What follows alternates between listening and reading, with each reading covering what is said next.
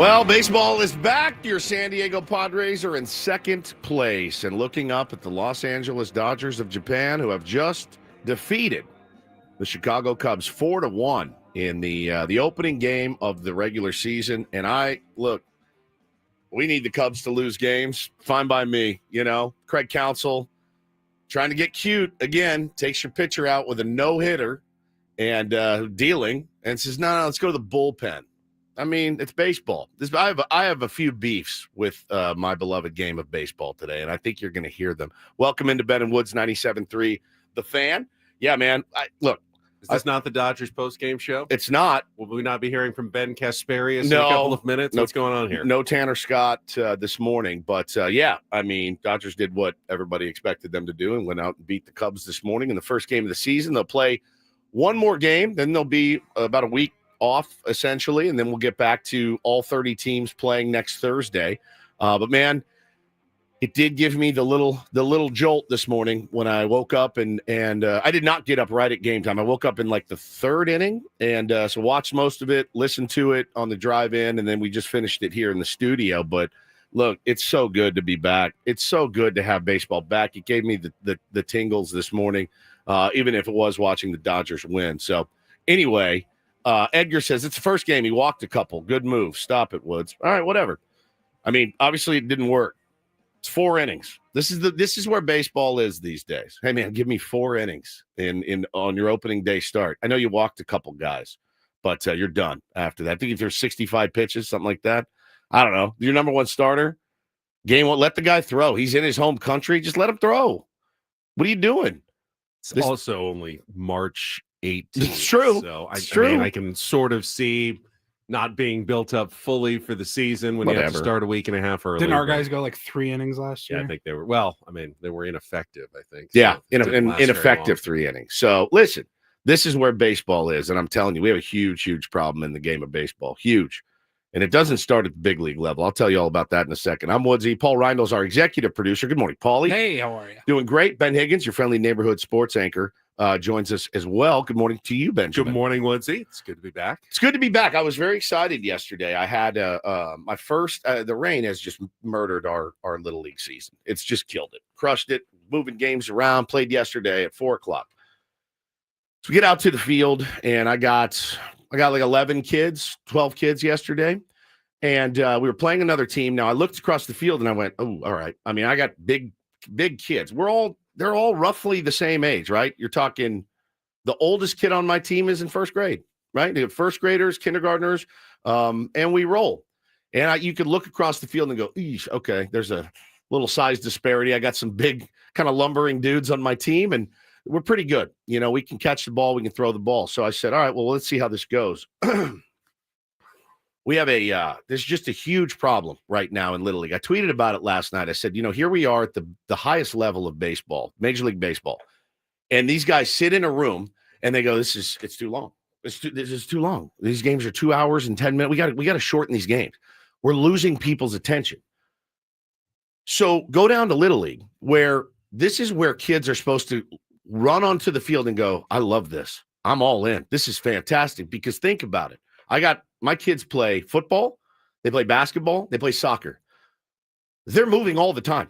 I mean, it is very little stagnant standing around playing with sunflowers. Very little, if any, really. I mean, honestly, unless you're subbed out of one of those games, you're moving. So it hit me like a ton of bricks last night. So the other team, man, they're little kids, dude. They're tiny little kids. They weren't quite ready for machine pitch. So do some math. You're good at math, Ben. Sure. 9 kids in their lineup. 9 kids. Call it 7 swings apiece. Okay. And then on the 8th swing, they get to hit off a tee. Okay. So I said to the coach before, let's do, if we get 3 outs, we'll come off and then, let's try to play base. We won't keep score, obviously. We're not going to be swiping bags or anything like that. But we get 3 outs, you're done. If your kid gets out running to first base, he's out. Send him back to the dugout. They said no to all that. So they're going to bat their 9 guys. Each kid gets 7 swings plus 1 off the tee. How many is that per half inning? So that would be 72 swings per half inning. They didn't hit one ball off the machine. So 63 swings and misses, and then 9 swings off the tee. 72 total. 72 swings in a half inning. I got 6-year-old and 7. They're standing out there like this, falling asleep. And I'm sitting there going, my kids are losing interest. This can't be fun for these dudes. No one's getting any action except off the tee. So by the third inning, which we only played three, I said to the coach, hey, why don't you just have them hit off the tee? Just hit off the. That's not boomer, Paulie. I'm trying to make kids fall in love with. This has kind of been boomer. It's not, dude. It's not. Well, what are the rules of the league? Needs to have rules. Do they come off after 3 outs or not? The league says that or not? The league says you can work it out amongst yourselves before the deal. There can't be a negotiation on the rules of the game before the start of every game. And you might need a boomer filter from me, but I'm going to die on that hill. Bro, so you cannot have to negotiate the rules of the game before every single game with every other team before you play. And again, I just don't see what benefit it is to have your kids go up, swing and miss 7 times, not get close to a pitch, and then hit off the tee. And then, so the ground ball to second, my guy picks it up, throws it to first, gets him out by 10 feet. Guess what? No, stay on first base. No, you're out. You're out. Why are we so afraid to have our children fail at a game that failure is ingrained in? Those were the rules in T-ball, right? They we're not stay playing out there. T-ball. Yeah, but now you're on the next level. There should be a new set of rules that everybody abides by, that when you sign up for the league, hey, these are the rules. Let's play the rules. Once your kid is out of T-ball, let's start teaching these little dudes baseball. Guess what happens in baseball? You get out. Guess what happens in baseball? You hit a seed at a guy. He catches it. And you're like, son of a bitch. And you're out. You don't get to run the bases after that. Guess what happens if you swing and miss 3 times? You strike out. It's such a part of baseball. All these dads don't want to see little Johnny go up there and look like a buffoon. Now, so they're making it worse. There will be some kids, as you said. I've got them on my team. That will maybe all season never make contact, never get on base. I was one of them. They won't want to play anymore, though. Right. And they don't want to lose kids at that age because they didn't have any enjoyment or fun because they never got to run the bases. They never got to make contact. And they get the tee. They get the tee. So they do get the tee. Okay. But not after 7 swings and misses. Then we bring the tee out. Hits the tee, back to the ball back to the pitcher. Pitcher catches it, throws him out of first base. Just stay there, bud, and run. My kids are like excited because they got an out. My kids are excited because they got an out, and they're like, why is he still on first base? I'm like, I don't know. I have no idea why. Because dad's afraid to see his kid walk back to the dugout. Why are we hiding? Why are we hiding from these kids the essence of the game? I tend to probably agree with Ben a little bit. Like, you don't want to lose kids to the game. But you know what? You know how you're losing kids? Standing and playing defense like this. Oh my God. Paulie, the half innings are 30 minutes long. I mean, look, that's how you lose. It's easy for me to be devil's advocate because I don't have kids. I don't have to sit there through that crap for 4 hours. But it does feel like whether it's T-ball or machine pitch, that's pre-baseball still. Until it's live pitching, whether it's from a coach or a kid, that's when it becomes, I think, more real. But okay, because it is still T-ball in the sense that if you have seven swings, you bring out the T. So it's still basically T-ball. Correct. Or machine pitch. I'll agree. 7 is too many. I kind of lump them in together. And then when you have kids pitching, now it's like, okay, now it's time to go. I mean, you're losing, and like Marco says, you're losing kids that early on defense. I mean, my guys, I looked out. One kid was making dirt piles. I wasn't even mad at him. I couldn't get mad at him. Hey, pay attention, bro. I couldn't. 5 swings seems like a much better number. How about, I got an idea for you. How about 3 swings? Since that's what you get in baseball, in the game of baseball. There's a whole song about it. There's a whole song about it. 1, 2, 3 strikes, you're out at the old ball. Yeah, but in baseball, game. they don't have machine pitching or tees. Paulie, I think it's a philosophical read. I don't want to win. I don't care about my team winning at this age. I couldn't care less. I'm not sending them for extra bags. I want these kids to fall in love with this game. I want there to be action in this game. And if the kids aren't hitting, I felt terrible for that other team. I felt horrible, but I also felt horrible for my guys that are standing out there pulling their puds because there's nothing to do. No action, zero going, oh my God, swing and a miss, swing and a miss, swing and a miss, swing and a miss, swing and a miss, swing and a miss, swing and a miss. Is, there's going to be games, especially if you're like an outfielder, where you may go innings with nothing to do. And that's part of the game as well. My outfielders are going to go a season with nothing to do. And we're in this, it's just in that weird spot. But it's like basketball, Paulie. When we're playing basketball, we don't let 9 kids go on the court, right? They play 5-on-5. They call fouls. You miss shots. Oh, count that one because he hit the rim. Why is baseball the one where they're like, no, let's spoon feed it to them?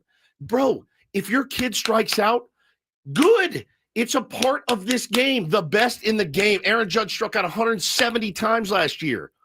Your kid can be Aaron Judge. And there will be tears. And there will be. Happens. My son hits barrels at kids and gets out and is like, I go, hey, did you hit a barrel there? Yes. Then you did your job. You're good. You're good. Let's not spoon feed it to these kids. Again, if you're running hard down the line and they get you out, back to the dugout you go, buddy. They got you out. Why are we so afraid and shielding our children from failure? And it's driving me nuts. Again, please don't get this twisted. This is not I want to win. I want to beat the crap out of these teams. I couldn't care less. I want every kid on that team. I want every kid on the other team to also love the game as much as I do. And we are it is a crisis for Little League right now. I mean, a crisis. If I had run video of this, you guys would have seen my team in the first for 30 minutes. 30 minutes standing in the field in the half inning. 30. And they're dying. But don't you think that's going to cause kids to not love the game if they can't hit the ball or have any fun at all? So, what's fun about striking out 7 times? So we have 7 swing and misses. Have more chances to get on base. I don't know. Does both soccer team call offsides? Because that's soccer. No, they don't call offsides. Why not? They need to learn the game. No, it's different though. But they also don't give them goals when they don't score goals. I'm just pushing back. I don't care. No, but I need you to understand that it's not a win-loss, make it perfect, ride these kids hard. I'm saying we got to find a solution to get some action on the field. How about an idea? Hit it off the tee. If you know damn well, hey, our team cannot hit off the machine. We're going to hit off the tee if that's cool with you.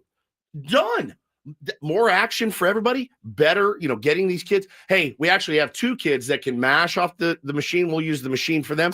The other guys, we're going to let them hit it off the tee. So I think you just hit on it, and that's where I was going to go next, because I think you make some really strong points about a lot of kids being able to handle failure and needing to learn how to handle failure. It's number one, man. Earlier in their lives. But I will push back a little bit and say, ultimately, every kid is a little bit different. Yep. And while maybe, 70, 80% of them probably would benefit from your course of action, there's probably 15 or 20% that need a softer touch and probably could thrive with a little more just nurturing and getting the ability to go run the bases. You're talking about 2 different things. You're talking about 2 different things. I got 3 kids on my team that also didn't hit one off the machine yesterday. I got 3 out of 12 or whatever I had.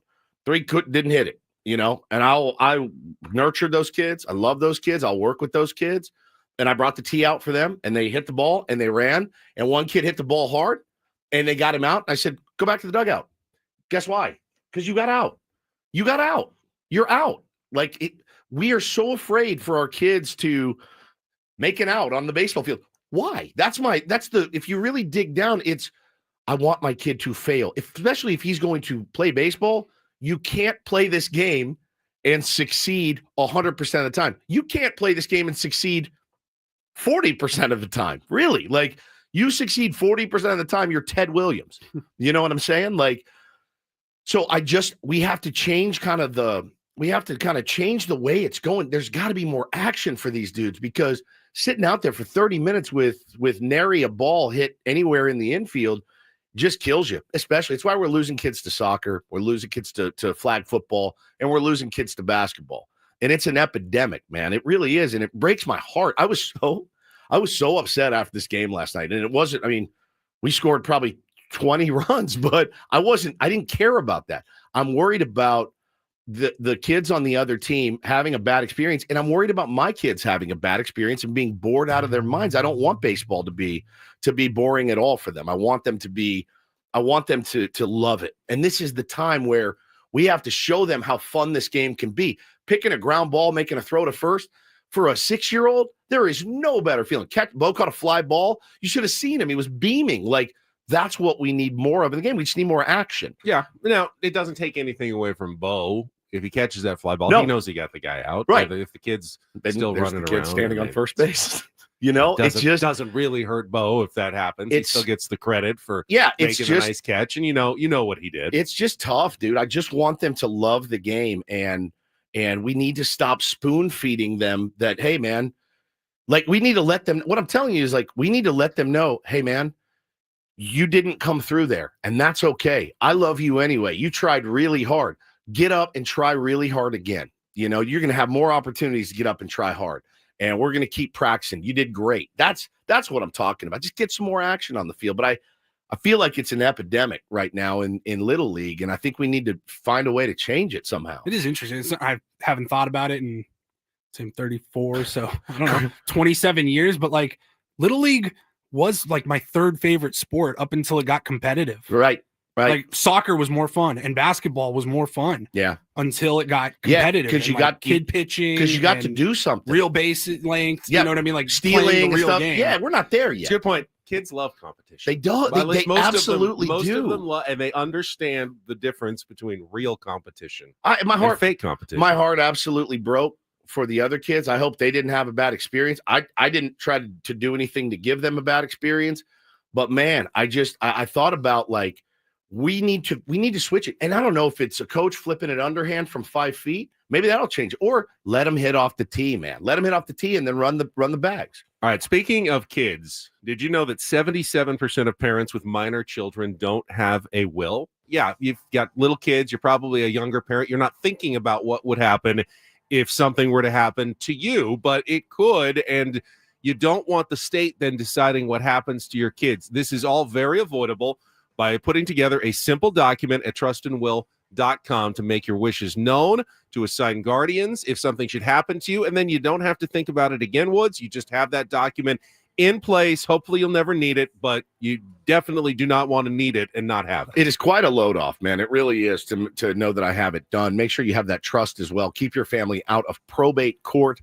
Costs 3 to 7% of the estate's value, and legal fees can take 9 to 18 months to settle. Not something you want to put your family through after they've already lost you. So make sure you get the trust as well as the will, Benjamin. Go to trustandwill.com. Use our new code FAN. F-A-N. You're going to get 20% off at checkout. That's, again, just FAN at checkout after you make a simple process of answering a few questions. And then you'll have your estate documents shipped out to you. You put them in a nice lockbox somewhere, keep them at your house. Hopefully you never need them, but you will have them. You will have that peace of mind that your family is taken care of by going to trustandwill.com. That's trustandwill.com. We'll be back to set the menu for this morning's program right after a check of traffic with Kelly Danick here on 97.3 The Fan.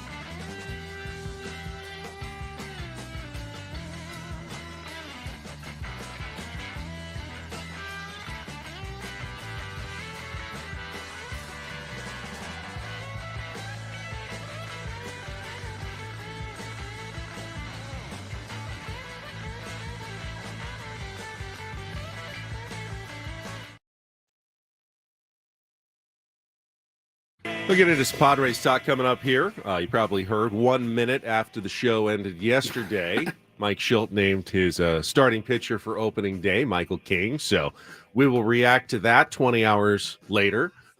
9:58 yesterday. In our next segment. Fantastic. But, that was his schedule yesterday. Good for Michael King, but we can talk about that decision.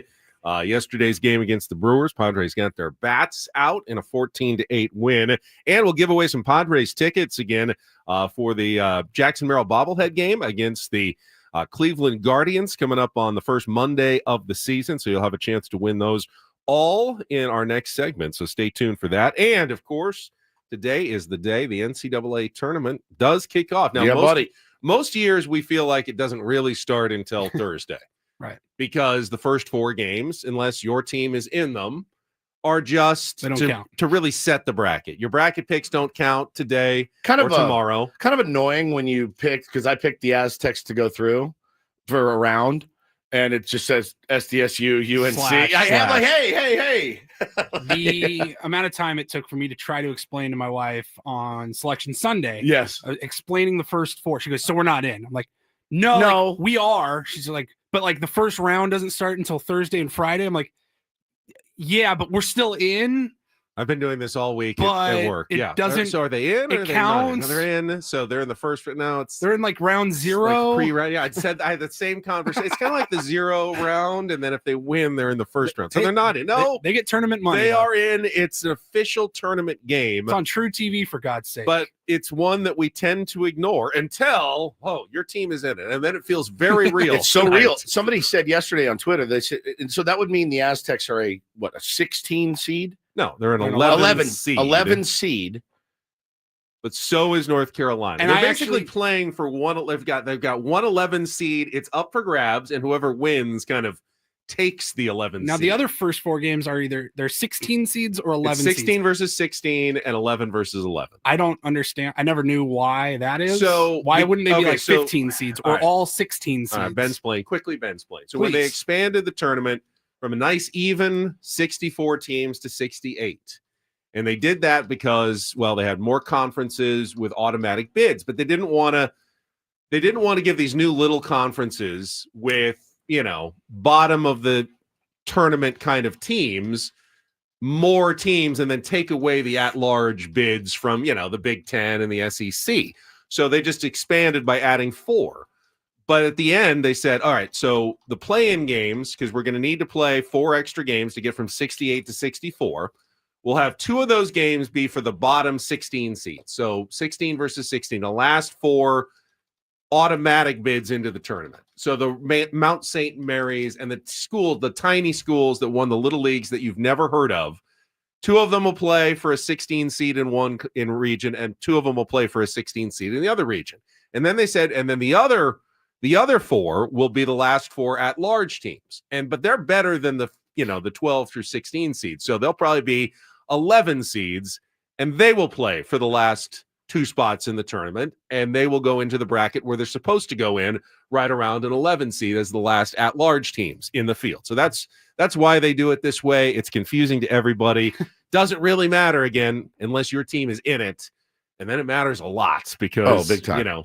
You may win your bracket. The weird thing is, if you were a San Diego State Aztecs homer and you have them going all the way to the Final Four, winning the championship, and you filled out your bracket with SDSU all the way in, and they lose tonight, you can still win your bracket because you get North Carolina. Now you're rooting all for the way that's a good point. That's a really good point I didn't think about. You get 2 for 1 there. You get 2 for 1. So if North Carolina goes on a huge run, all right, you would have the okay. weirdest tournament win. You go, I got every single game wrong because I had North Carolina losing in the first 4 game, and they won the whole thing. But hey, I had the Aztecs, so I get credit for that somehow. Okay, I like that. All right. So you really can't lose today. No, if your bracket, if your bracket matters to you, cannot lose in your bracket tonight. That's why you don't even have to turn your brackets in until Thursday morning. For the 3rd time, would you give me game time again? 6:10. Okay, I try to drill it into my head. I was hearing 3:20 in my head, 3:10 for some reason. 6:10 tonight. 6:10 Pacific, 9:10 Eastern time on True TV. San Diego State against North Carolina. We'll talk about it coming up at 7 o'clock. We got our usual features like Don't Do This, Take on Woods, and the Reindl Report. But we are now down. The voting is complete. And we are down to the Elite Eight of the Tournament of Drops, 6th Annual Ben & Woods Tournament of Drops. We will announce the winners coming up at 7:35 again this morning. I will just tell you, we had 8 polls yesterday in the Sweet 16 round, and 4 of them were, just a couple of votes separation. Right, so we have gotten some good competition now in the drops. We will give you the winners, and we will set the matchups for the Elite Eight. Tomorrow, we will be down to the final 4 in our Tournament of Drops. We'll have that for you coming up at 7:35 this morning.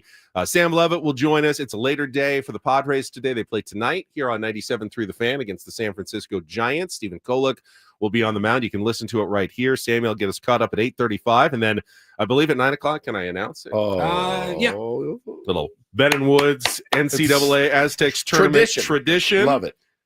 The coach, Steve Fisher, Let's will be with us at 9 o'clock I love to it. talk about the Aztecs and Dutch's team and another run in the NCAA tournament for the red and black. We hope so. The man, well, he texted me back very late last night. Okay. And I texted him this morning about 10 minutes ago. So try not to wake him up too early, but he did say 9 o'clock sounds good. That man You was just don't up. want to wake Angie up. It's okay. I don't think Coach minds. He was up at 11 o'clock last night. He texted me back. I woke up at 4 a.m. and looked at my phone. Do you know the last time I saw 11 p.m.? It was 2012, I think, was literally the last time I saw 11 p.m. Like, literally, I was like, 11. 11. The I'm man is a embarrassed. marvel. He is a marvel. He brought college basketball love to the city of San Diego where it had not existed and turned things into, well, the madness that now sees 4 teams going to the NCAA Division I tournament from this town. And you don't think that a lot of that is because of what Steve Fisher did at San Diego State? The It groundwork. absolutely is. So looking forward to hopefully that in our 9 o'clock hour as well. We'll take a timeout, though. When we come back, we will talk Padres. Michael King, your opening day starter. What are your expectations for Michael this season? That is coming up next with Ben & Woods here on 97.3 The Fan. All right, gang, grab your phone right now. We were just talking about the tournament. Nothing like March basketball. Bring the fun of a bracket to every game by making entries on Underdog, one of the leading sports apps you can now play in your state.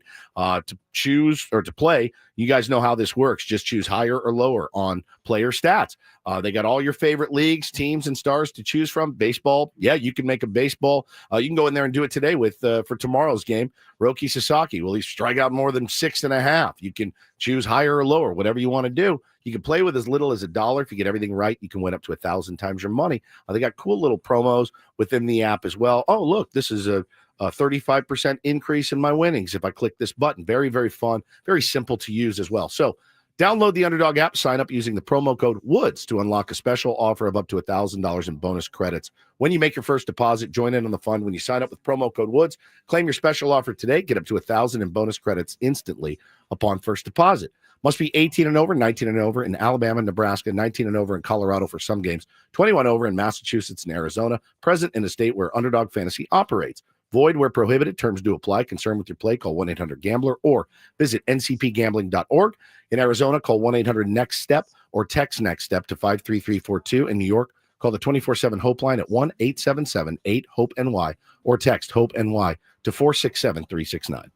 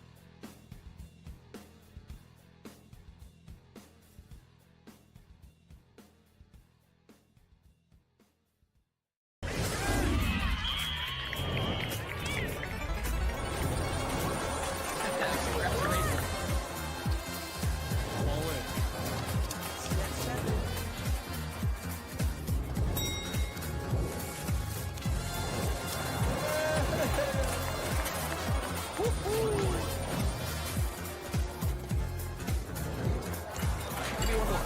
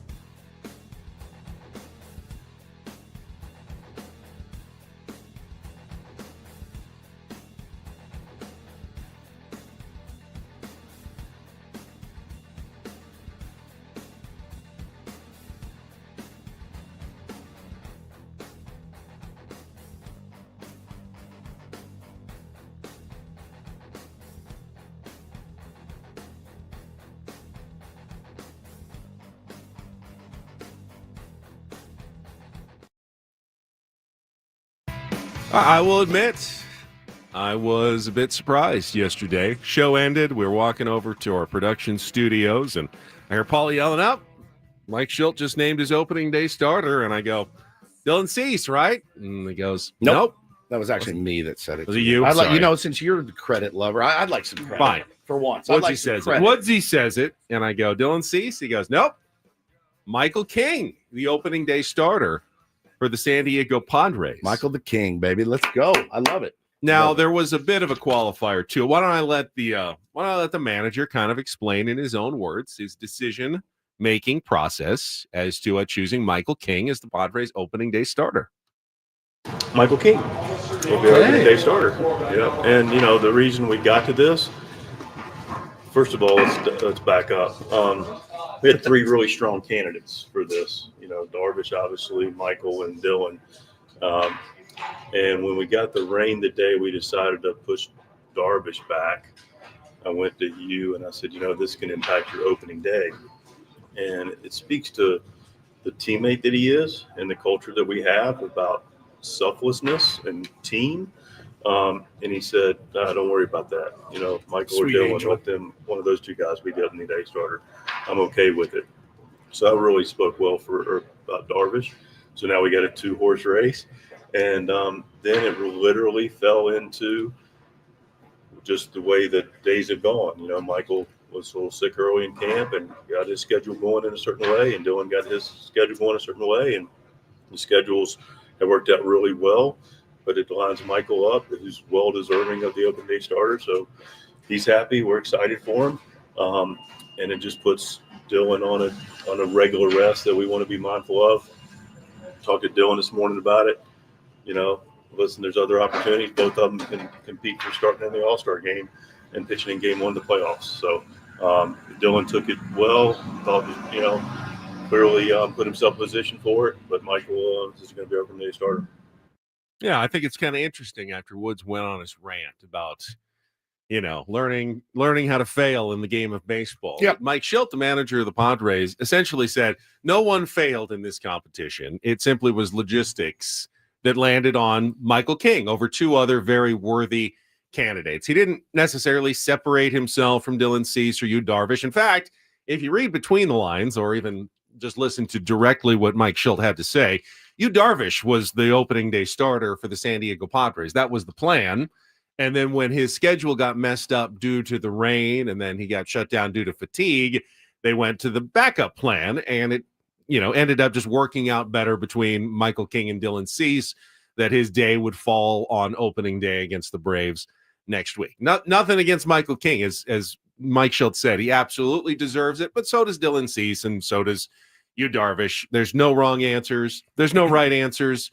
But congratulations to Michael King, who will get a nice feather in his cap of an opening day start at Petco Park next week. Well, and I don't think we mentioned it yesterday, but Yu is kind of down right now with a little fatigue. Now, I don't know if that's arm fatigue. I don't know if that's body fatigue. Pitched really well his last time out. So it could be one of those things where it's like, hey, man, take an extra couple days. He's not the youngest pitchers that we have. I'd rather him be fresh for his first start, which should come the first week of the season. I didn't really glean that there was anything wrong with him, just a little bit run down. I know a lot of guys, like he just mentioned, King had the flu, Cease had the flu. All these guys have had the flu bug run through there. Everyone's a little bit worn out, probably a little tired of spring training is my guess. I spoke to somebody in the Padres organization yesterday. I will not name names. They are also a little tired of spring training and are ready to get the real action going. Yesterday's game was a bit of a slog. I don't know if you guys watched that game yesterday. Over 3 hours. Yeah, it was much like a half inning of my Little League game last night. So it was a bit of a slog. So Michael King, don't forget, had an outstanding season last year. Paulie has the stats on our screen on YouTube. Through 13-9 with a 2.95 ERA. That includes a kind of a up and down month of April where he was only so. I think his ERA was over 5 the first month. And then after May kicked in, Michael King was arguably the best pitcher in the National League. Ended up 7th in the Cy Young voting. If he can pick up where he left off, skip the ragged April, absolutely. I think the sky is the limit for Michael King. He is a legitimate Cy Young contender. He will get the opening day start. So, if he stays healthy, he'll have the bulk to do it. He's had a pretty good spring as well. So Michael King is very much set up for potentially a really breakout 2025. I mean, he had a breakout 2024, but in terms of like beyond San Diego nationally, he has the playoff success. He pitched well in the postseason at Petco Park, and now he'll get a chance to do it on opening day and beyond for the Padres this year. And if he does well, he's going to make a lot of money. Yes. A lot of money next offseason, whether it be from the Padres or somebody else, because he is set up for future riches. Yeah, he is, man. He absolutely is, and he's very deserving of it. And I think we can put to bed now, and I think Michael King is happy to put to bed I'm a hybrid. I'm going to come out of the bullpen. No, Michael King is a starter in this league. He's earned it. He's proven he can do it, and he's going to get paid like it, and he deserves to get paid like it. So I think that was the stepping stone, or that was the one burr in the heel of his arbitration. We're like, we kind of look like, you're still kind of in that first year, Ben, of being a hybrid, but no, that's not. He's a starter. Here's what the man himself, Michael King, had to say after the announcement by Mike Schilt. You had the chance to experience Petco Park during the regular season, during the postseason last year. What's your level of anticipation to not just pitch on opening day, but pitch on opening day in that ballpark? Yeah, I was shook by how loud it was when I was warming up during the announcements for playoffs. Luckily, I was able to do it twice because it was first game of the wild card, and then it was the first home game against the Dodgers and the DS. And I can't wait to feel that again. I think that there's nothing like running out from the dugout when they're cheering your name, but it's different when you're out there in the bullpen and hearing it from their perspective, being out in the crowd. It's a blast, and I'll just try to make sure I can keep the adrenaline to a minimum while I'm out there. I really want him in a Padres uniform long term. Too, I try not to get too attached. I know it's pro ball. He is definitely one of my favorites. No question, man. He's a good guy. He seems to fit in really well here. I'd like him to be part of this community for a long time. That's the one I would love to see get done at some point. So congratulations to Michael King, your opening day starter for the Padres. I'm assuming Dylan Cease probably will go in day 2, but Mike Schilt likes to parse out those information nuggets to the media a little bit slower than that. So. Which is fine. Who cares? All right, let's check traffic. As you mentioned, yesterday's game was a bit of a slog, but we did have a little more developments in the competition for the final roster spots. You got that crow that we can all sit here and eat. I'm happy to eat it. I told you. Was someone with the initials YG listening to our show yesterday? I mean, talk about that next year on 97.3 The Fan. From the 855 Get Ross Traffic Center, protecting San Diego after accidents or injury. Here's Kelly Danick. Traffic is sponsored by Crystal Geyser, Alpine Spring. Definitely starting to get a little busier on our roads, guys. We got this crash on westbound 54 at Rayo Drive. A couple vehicles involved there over to the right shoulder. Also reports of a collision on northbound 805 before Home Avenue. A couple vehicles, including a semi, involved in this one. Not showing if any lanes are blocked. Want to mention the structure fire in Spring Valley. The fire is pretty much out, but you'll still see some activity. This is the 8700 block of Hamishaw, east of the 125. So just expect a little activity in that area. What makes Crystal Geyser Alpine Spring Water water different. They always bottle their Alpine spring water less than 1.5 miles from the spring source. And all their bottles are made with 50% recycled plastic from their own recycling plants. Crystal Geyser, bottled at the spring source. And Kelly Danek with Ben and Woods, San Diego's #1 sports station, 97.3 The Fan. Before we get to the competition for the final roster spots, Jake Cronenworth's having a real good spring. He is. He had another 2-for-2 performance yesterday. He's hitting the ball hard. His average is up to 310, and that's with an inordinate amount of bad luck in terms of like hard outs that he has made. Jake is really, really looking good this spring. Will he carry it over into the season? You know, Jake's been prone to stretches, long slumps during the season, and he comes out and he plays well for a while and ends up, with his numbers at the end of the year. Can he minimize those longer slumps and stay locked in longer? Because if he can, Jake Cronenworth could be poised for another all-star season for the Padres, and that would be absolutely huge. Just want to throw that out there. But I thought the big headline yesterday in the game against the Brewers were the last, spots on that roster. And the guy, it says on my rundown here, Paulie, anybody think someone told Yuli Gurriel all the mean things you were saying about him yesterday? What? I did not say any mean things. I don't think Woods did either. We were saying facts. The fact that he is 40 years old. 40. The fact that his numbers the last 3 years were abysmally bad. Yeah. None of these are mean. They're just kind of mean. No. They're just facts. They're just absolute black and white information. The audacity that they would even include this man on that roster had you guys freaking out. But I'll raise my hand. I probably was a little mean. I don't see it. I didn't see it. And of course, yesterday. I mean, look, it's the Ben and Woods curse. It's a real thing at times. And it was kind of the reverse curse with Yuli Gurriel yesterday, who went out and had a monster game. Hit a bomb, drove in 4 runs, got his average up to 296 with an 840 OPS. And hey, like I said yesterday, I'm very happy to be wrong about Yuli Gurriel. Very happy. And Jason Hayward, for that matter, who also had he was 0 for 1 with 2 walks. We had 2 walks.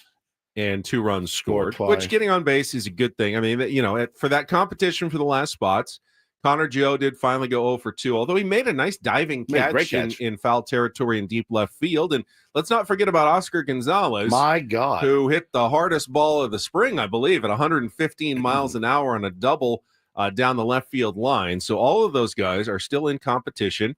We assume Jason Hayward looks like he's going to make the team. The word was that Yuli Gurriel has impressed and, seems to have an inside track, maybe, according to Kevin Acee, to make the team as well. I'm not 100% sure about that, but 2 for 3, home run and 4 RBI, not going to hurt his chances at all yesterday.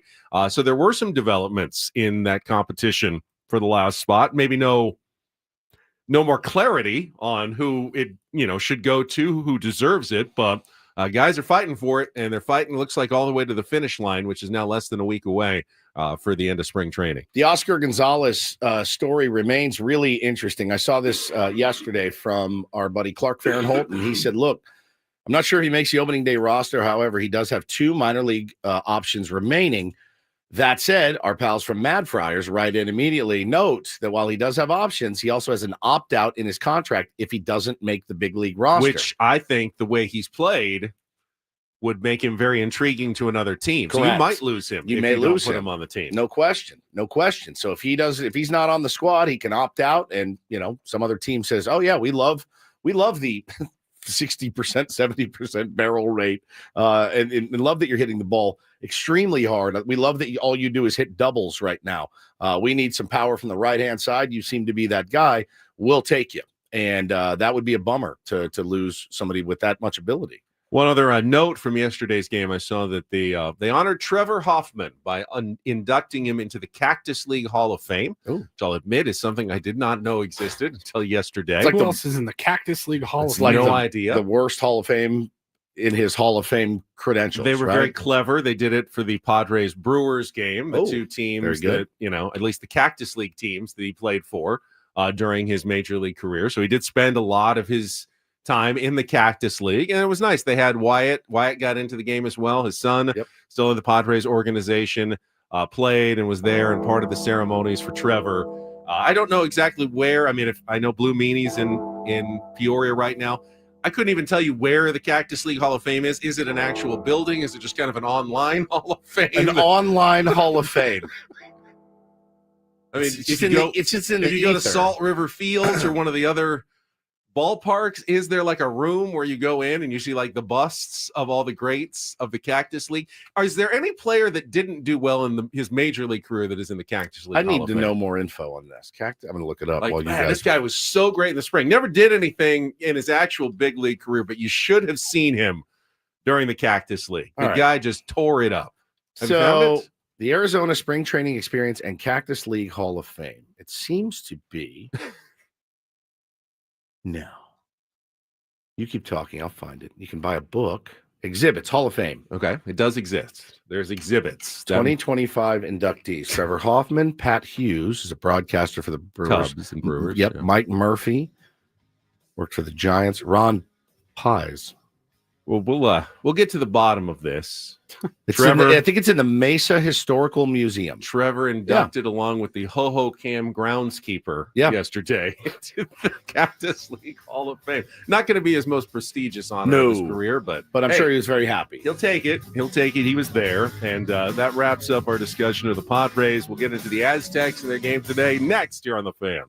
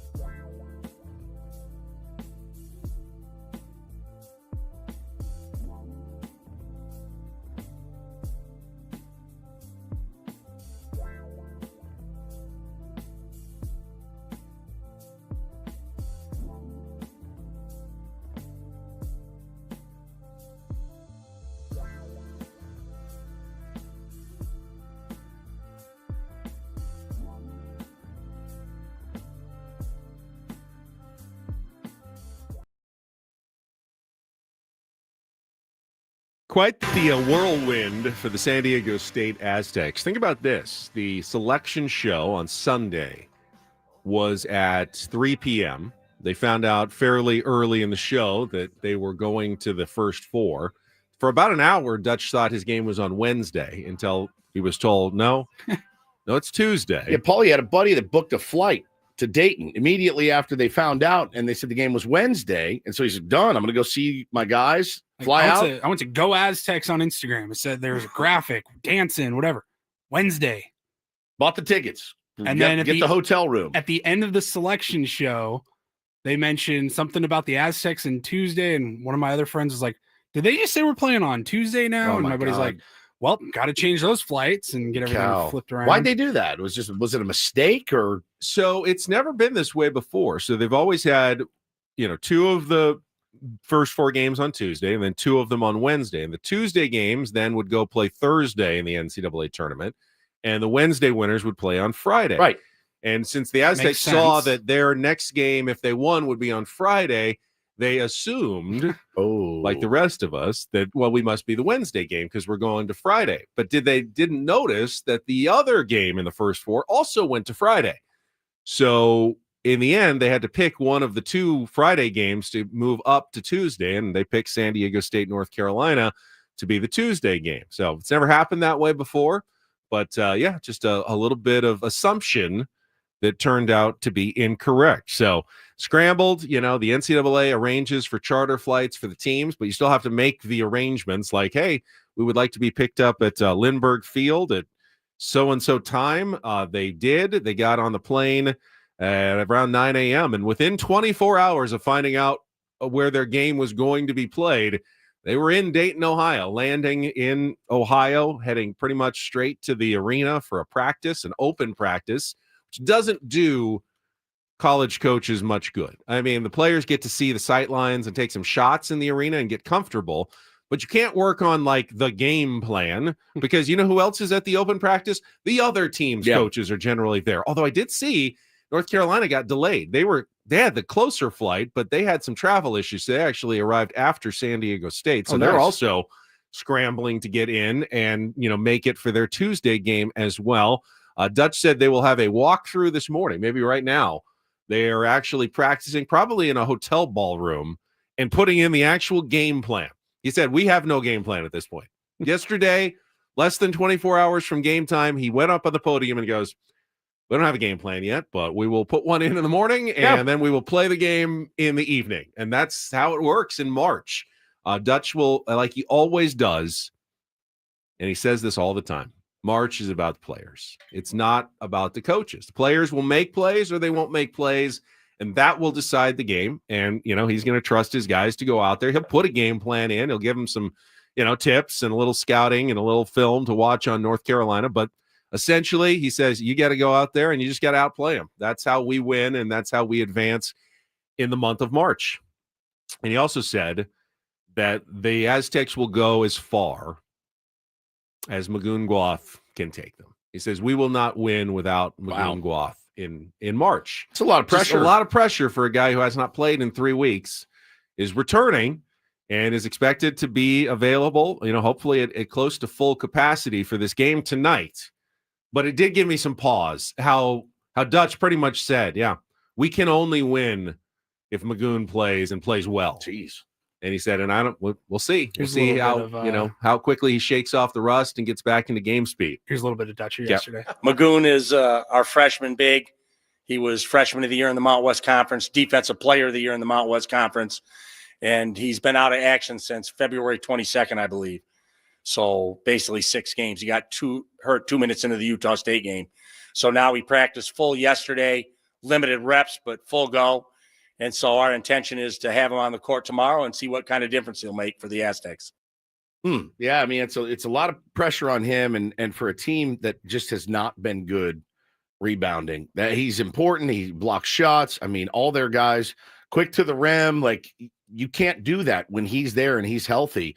It's gonna be a battle. And for as much as we've talked about UNC and their quad 1 record. It's a blue blood program. San Diego State's never beaten them, as far as I know. 0-2. Two long ago matches. Yeah. It's going to be a battle, and a 1 versus a 16 or something. Right. Like that. Everyone is. Somebody made the point. No one was really happy, unless you're a Tar Heel, that this team got in. There's in a lot of people's opinions, this was like the last team they should have put in. So everybody in the country is rooting against you. Nobody thinks you can do it. You can actually be a real underdog type, even though you're favored in this game. You kind of get the sense that everyone's rooting for the Aztecs to knock these guys out. And every sports guy, as you know, because we have him, they want to be right. They want to be right all the time. And when guys go on these rants about how they don't belong, bro, that gets in that locker room. They're gonna be playing hair on fire, guaranteed, to at least get that first one in, right? So it's gonna be a battle for the Aztecs, man. They got to make buckets too. They got to make buckets. They got to score. It's been, I think they're 111th in offense right now. That's not going to cut it. It's not going to cut it. They're going to need Miles Bird to play like Miles Bird did early in the season. We really haven't seen it in a while. Couple of months. How can we? Nick Boyd's been really He's good. been great, but like it's hard to say. It's hard to say. We haven't seen that Miles Bird in so long. Like, hey man, you're gonna need to turn it on. If he ends the game with 3 points, but just locks down RJ Davis defensively, his value is certainly still there defensively. Big time. He's arguably he could have been the defensive player of the year in the Mountain West. He's a freak. He's that good defensively. Dominic makes a great point. The same people that are saying UNC shouldn't be in are also saying that we can't win. They do think that UNC is going to win this game. Yeah, Ken Palm's got him favored by. So which is it? Yeah, right. Which is it? So do they belong in, or they? So if they don't belong, it's the most egregious thing that's ever happened in college basketball, right? And they're favored by 4, and the line's going up. Somebody needs to pick a side here. I do feel though, Benny, with the Aztecs, and I've watched a ton of them this season. They're just a very inconsistent young team. And Magoon is totally a game changer. But if he is let's say he's at 75%, is that enough? Is that going to be enough to slow down their offense? We got to make buckets, man. We got to make free throws. It's like I'm sitting here hoping Pharaoh Compton, because they're going to foul the crap out of him. I'm hoping he learned how to shoot a free throw in the last 4 days. Bro, when I'm watching that Boise State game, they're like, Pharaoh Compton goes to the line. He's a 36% free throw shooter on the season. He hasn't made one since June. You're like, oh, my God. We were laughing at the broadcast. Hannah goes, wow, they're real mean. I go, babe, but look, he's won for his last 14 or something. I remember that. And then they go, oh, he's the worst free throw shooter in on the floor. Country. And then they fouled Miles Heidi, and they realized, actually, no. he's the worst. He's even worse. Yeah, he's actually worse. You could literally, they were like, you couldn't have 2 bigger turds shooting free throws than these 2 guys. We were crying laughing, but hey, man, truth hurts sometimes. So they gotta make their free throws. They need to stay out of foul trouble too, dude. The second half of last week's game against Boise State, bro, it was like the second half starts and they get all squirrely. Having Magoon back will that's 5 more fouls that you can absorb, because you have you're deeper. Gives a little more rest to JCJ and Heidi, that they can all be a little more aggressive. And by the way, North Carolina has been, I was doing the research on this one, that they've been susceptible to the block shot this year. And the Aztecs have the highest block shot rate in the country. And that's obviously largely because of Magoon Guath. So having him back in particular for this game, could be a potential difference maker for San Diego State. But he's got to rebound.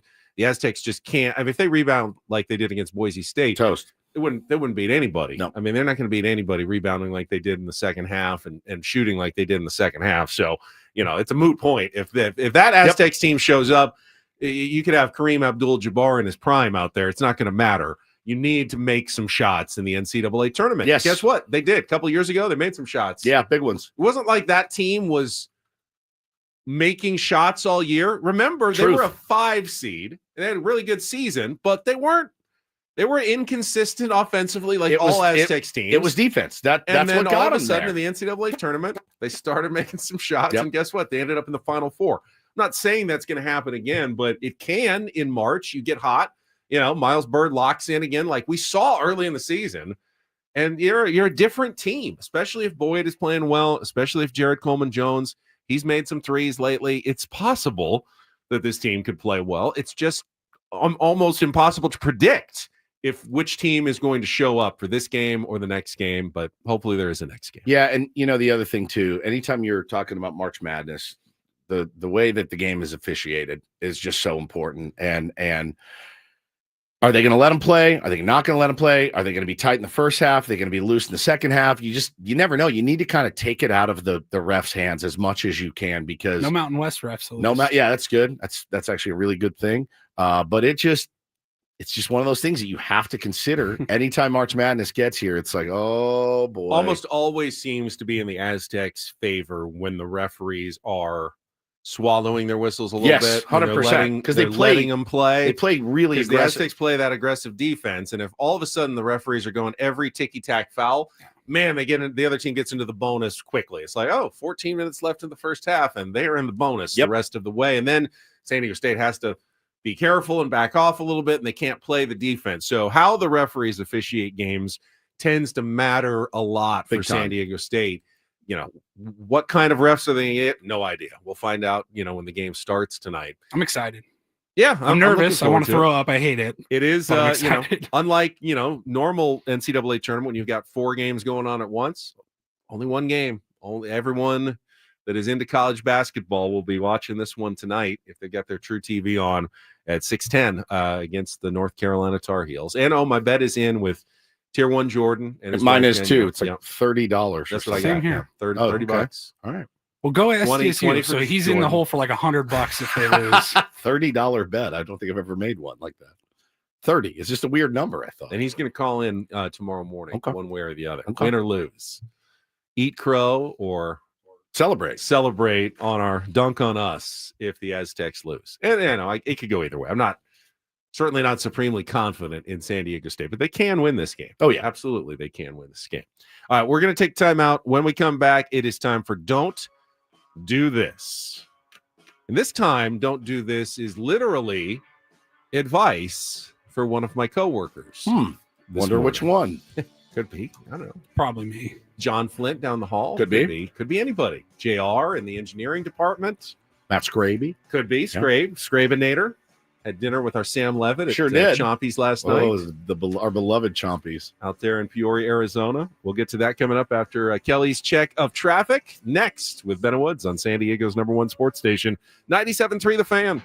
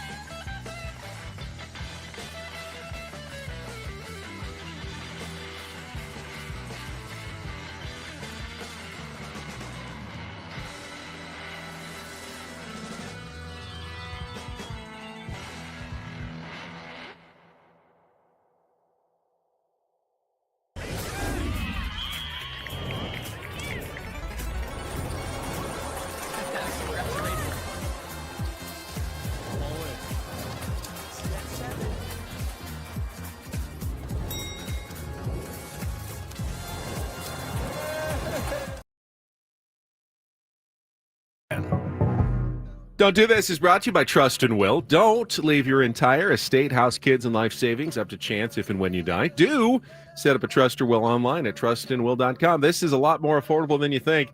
Visit trustandwill.com for more info. I will start with a violation of one of the simplest childhood playground rules.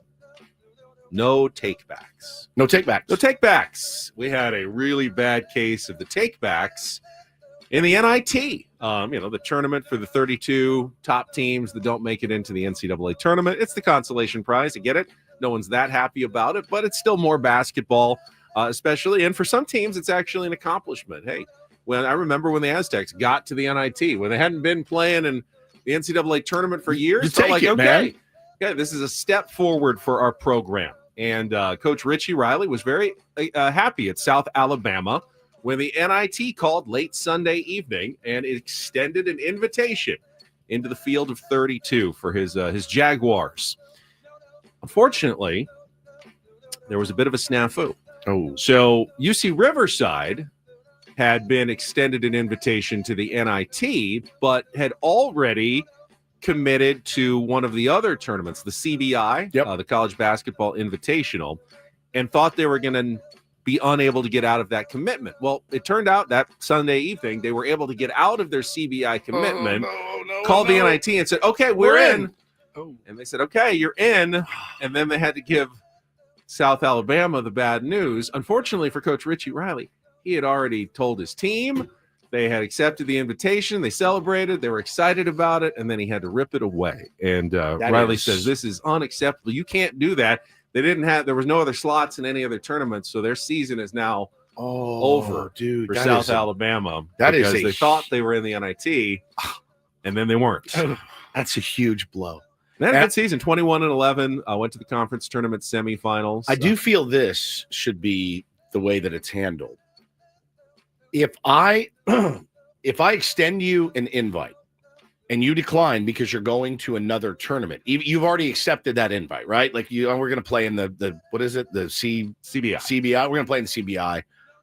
Well, maybe we can get out of it. Actually, no. You've said no. You're out. You've got one chance. You got one chance to say yes, and if you say no, even if you can get out of it and wiggle back in, we don't have a spot for you because we extended it to another team. I think. I mean, that's tough. That's really tough. Imagine being that coach, having to walk back and guys, actually, you can pack up your lockers. We're done until next season. That's really rough. So feel really bad for the South Alabama program. Maybe they'll come back stronger from this next year. But it was an unfortunate situation. Man, speaking of unfortunate situations, saw this last night. I don't know that it's really a don't do this, but just more of a hope that everyone's okay. And it's scary. Scary. Well, when it first came out, it was funny because you don't often see superstars vomiting on the side of the court at a basketball game. And that's exactly what happened to Tracy Morgan last night. He's a huge Knicks fan. He was at the game last night, sitting courtside as he's done a million times. And all of a sudden, there's video circulating of him vomiting profusely on the floor. So the thing with Tracy Morgan is, so you saw it and you went, oh my God, bro, like what happened? You overheated? Like, did you eat some, bad hot dog or whatever? Madison Square Garden rep made sure to indicate it was a bit more serious. They said they would happily host him again, despite the unfortunate scene. We hope Tracy feels better soon. We look forward to seeing him back outside. Eventually, the medical staff came over, put him in a wheelchair, and somebody noticed he was bleeding from his nose. He had like a Gatorade towel wrapped around his face, and when he removed it, you could see a lot of blood, like a bloody nose or something. It was really, really scary. When you see the blood is when it turns really scary. The vomit, you're like, oh, well, somebody had too many beers or a bad hot dog or whatever. But no, he also, Tracy Morgan's had some pretty severe health issues. He's a diabetic, number one. He had a kidney transplant in 2010, had significant injuries, almost died in that car wreck in 2014. So I hope he's doing well and is on the road to recovery. And this wasn't anything but, again, maybe something like some bad food or something like that. But it was pretty. The video, I mean, anytime I see somebody vomit, I start to retch. Yeah. So watching it kind of made me retch. So it was scary. I was actually watching that game live, and there was a lengthy delay. They couldn't find a mop. They couldn't find a mop. which you definitely needed one for the mess that was made. Yeah, because But that the broadcast, the one that they used to wipe up sweat with just the That ain't gonna towel work. wrapped on the thing is not going to work. That ain't going to fly. It happened near the broadcast tables where the scorers and the broadcasters are, and you could kind of hear them. They're like, there's a delay here, a situation with a fan. They didn't say who it was. They didn't say what was going on. The other guy's like, don't talk about it. You don't have to talk about it. Just don't talk about it. And you're watching like, what the hell is going on? Wow. I mean, and then you saw the what are you video. supposed to say if you're the PA announcer? Ladies and gentlemen, your attention, please. There is a delay in the game. Tracy Morgan has barfed all over the vomited floor. all over the floor. It's just, you can't say that to everybody at the arena. Jeez. Ugh.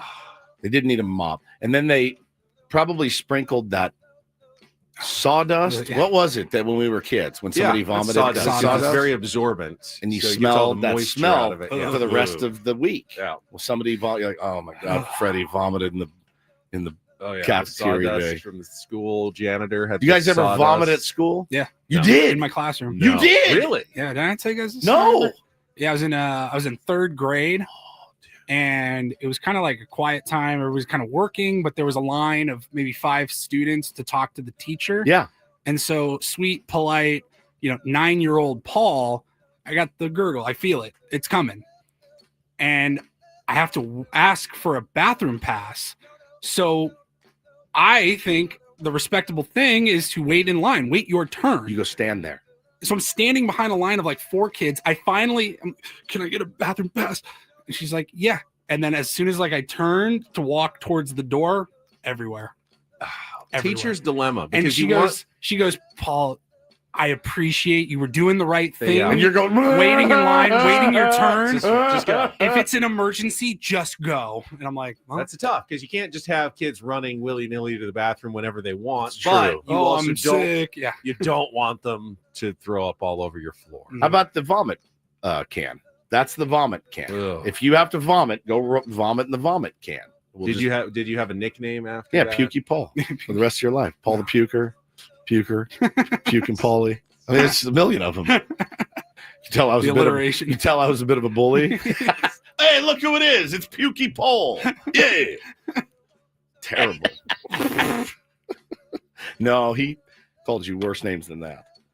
Finally, I think there's a do this mixed in with all the don't do this from this story. DD mega You know doo-doo. what? I want it to be a lesson for anybody who might be listening, maybe even in this room. This comes from 670 The Score, where host Dan Bernstein has been taken off the air after an incident. Sister station in Chicago. Is this an Odyssey station? Okay, so this is our company, Woods. Just keep in mind, this is what happens. So don't do this. Okay. And What do did be you on do? your best behavior.